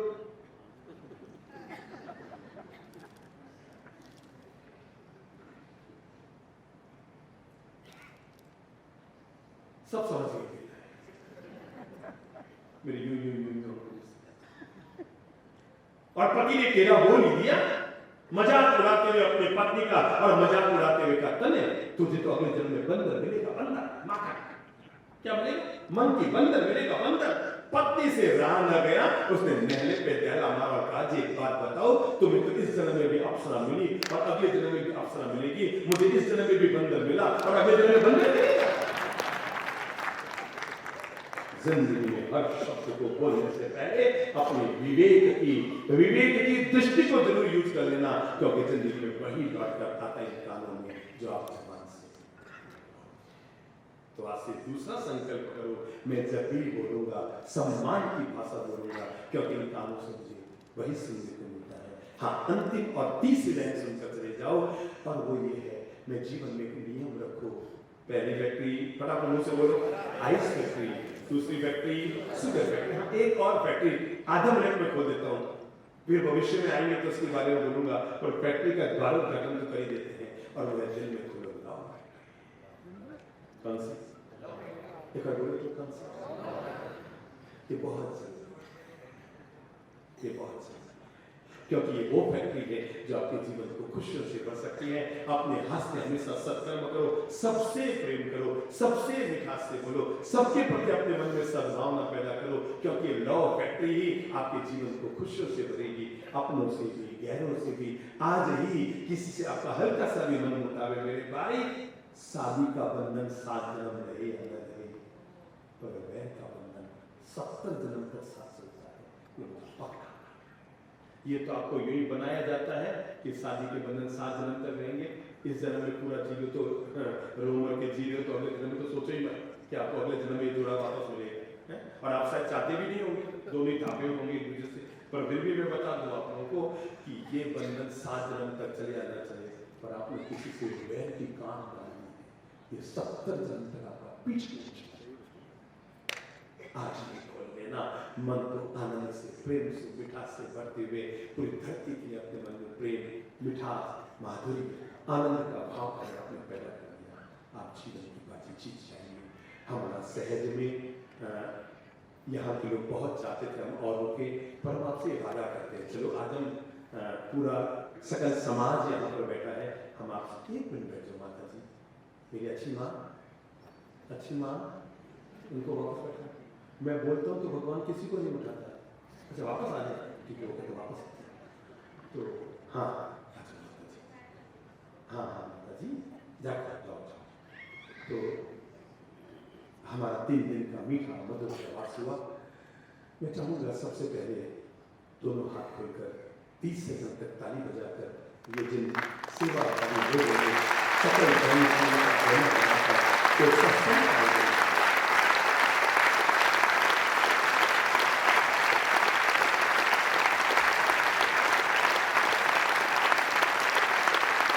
ये ताली उन लोगों के लिए है जिन्होंने दिल को बड़ा, मेरे भाई थोड़ा सा दिल को बड़ा कर लो तो सब लोग जैसे मिल जाते हैं कि जो सकल जैन संघ का बन बनाकर एक स्टेज बनाकर एक सोच बनाकर जो हमारे 3 दिन का। हाँ, हम आपको अभी निखिल भाई ने पूरे समाज की ओर से हमें कभी चातुर्मास का अनुरोध किया, सब अभी आप सकल जैन संघ के बैनर तले या सकल मानव समाज के बैनर तले हमारा नागपुर में चातुर्मास करेंगे। हम इसी जन्म में करेंगे, नाम जरूर इसी जन्म में करेंगे। हम आपको हाथ तो कैसे भरूं, बस जो भवितव्यता करा दें, पर हम अपनी ओर से ये जो कार्यकर्ता लोग हैं नाम लेकर इनकी सेवाओं को मैं गौण नहीं करना चाहूँगा। पूरे शहर को पता है यहाँ पर कुछ लोग ऐसे हैं जो हमेशा महकते रहते हैं, चहकते रहते हैं और शहर को खुशियों का वातावरण देते रहते हैं। मैं आप सभी लोगों के प्रति बहुत बहुत साधुवाद, शुक्राना पूरे संघ समाज की ओर से, और विशेषकर नागपुर वासियों के लिए।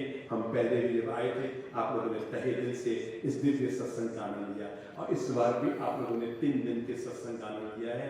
हम बहुत जल्दी, संयोग की बात रही, पहले भी मैं आया तो मेरे बड़े भाई आदरणीय चंद्रप्रभ जी महाराज साहब, जिनकी खूब किताबें आप देश भर में पढ़ते सुनते हैं, वो दुनिया के ऐसे निराले संत हैं जिनकी 500 से ज़्यादा किताबें पूरी दुनिया भर में चलती हैं और लोगों को ज्ञान की रोशनी देती है।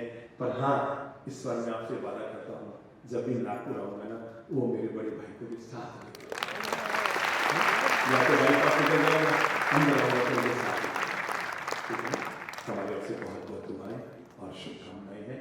मैं एक खास अनुरोध कर रहा हूँ, कुछ लोग जब हम गए थे तो मांग रहे थे, तब नहीं थी। हमारे प्रवचनों की पेन ड्राइव अभी ऐसी पेन ड्राइव बनकर अभी आई है जिसमें लगभग 125 प्रवचन, कितने 125 प्रवचन, और हमारी आवाज में लगभग 250 भजन, यानी 250, 225 जबान गलत नहीं हो जाए, 225 घंटे से भी ऊपर, ठीक है ना, 225 घंटा, इससे भी ऊपर के प्रवचन एक पेन ड्राइव में आए हैं। बाहर गेट पर लागत से भी कम मूल्य में संस्था ने जो बना के भिजवाए हैं संबोधित दाम से, कल ही यहाँ पर पहुंचे हैं। ये कर्ण कोठारी ज्वेलर्स वाले, वहाँ मुन्ना भाई गए थे संबोधाम गुरुदेव के दर्शन करने महाराज साहब के, तो उन्होंने वहाँ बन के आई थी, तो उनके साथ यहाँ आ गई।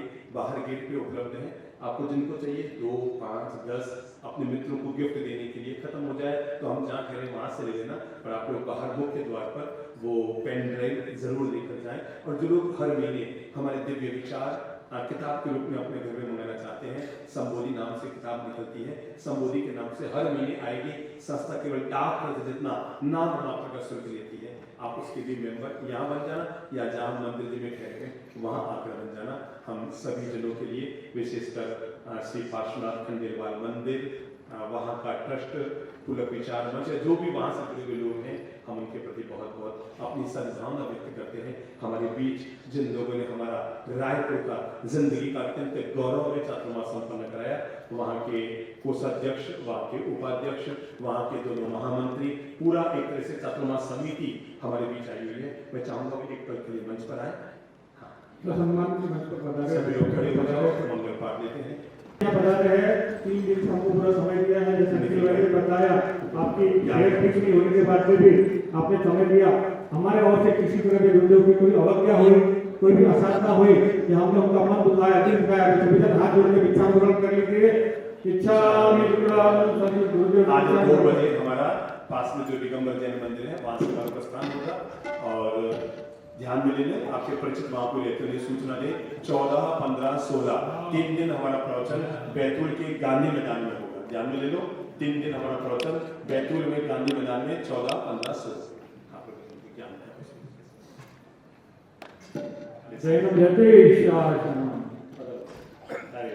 ये चतुर्मास के वरिष्ठ व्यक्ति हैं, ये चतुर्मास के संरक्षक हैं, ये चतुर्मास ये हमारा सौभाग्य है सब युवा शक्ति कि रायपुर का संघ हमारे बीच पहुंचा है। ये हमारे सौभाग्य की बात है। इन्होंने गुरु के बाद चातुर्मास एक सफल आयोजन के साथ संपूर्ण किया। इनकी हम तहे दिल से बहुत बहुत अनुमोदना करते हैं सभी जन, पूरे रायपुर शिव संघ की और यहाँ पधारे हुए सभी पदाधिकारियों की। सबका भोजन कहाँ है जो बाहर से पधारे हैं? सभी का भोजन की व्यवस्था नहीं खंडेलवाल मंदिर नागपुर के बाहर से पधारे हुए हैं जी, यहाँ जो बातों से सभी लोग सभी की व्यवस्था भोजन की, सभी जन को श्री प्रभु लाभ देकर ही प्रणाम समर्पित कर ले। सर्वे भवन्तु सुखिनः, सर्वे सन्तु निरामयाः, सर्वे भद्राणि पश्यन्तु मां कश्चित् दुःखभाग् भवेत्। कोई भी व्यक्ति एक से ज्यादा किताब न ले, बहन एक से ज्यादा किताब मत लीजिए। सर्वमंगल मांगल्यम सर्वकल्याण कारणम प्रधानम सर्वधर्माणां जैनम जयतु शासनम। ओम शांति शांति शांति। फिर से सकल जैन शिष्यों को ताली बजाकर साधुवाद। गुरुदिनों का आगामी बैतूल शहर में 14, 15, 16 दिसंबर गांधी चौक में 3 दिवसीय विराट प्रवचनमाला का आयोजन वहाँ श्री संघ द्वारा आयोजित हो रहा है। जो भी आपके भाई बहन बैतूल में रहते हैं उनको आप सूचना दे सकते हैं। 14, 15, 16 दिसंबर। किसी को किताब न मिली हो तो आगे आके प्रवचन की किताब, हर व्यक्ति एक किताब लेकर जाना है। तो यहाँ जिसको न मिली हो आगे, बाकी सबको मिलेगी। वाद विवाद के इस युग में एक ही चीज है निर्विवाद। वाद विवाद के इस युग में एक ही चीज है निर्विवाद, वो है धन्यवाद। आप सभी महानुभाव पधारियों का मैं सकल की तरफ से धन्यवाद करता हूँ। ऐसा ही काम आगे भी हमारे को साथ देते रहे, यही विश्वास के साथ में पुनः मिलेंगे। धन्यवाद। जय जिनेंद्र प्रणाम।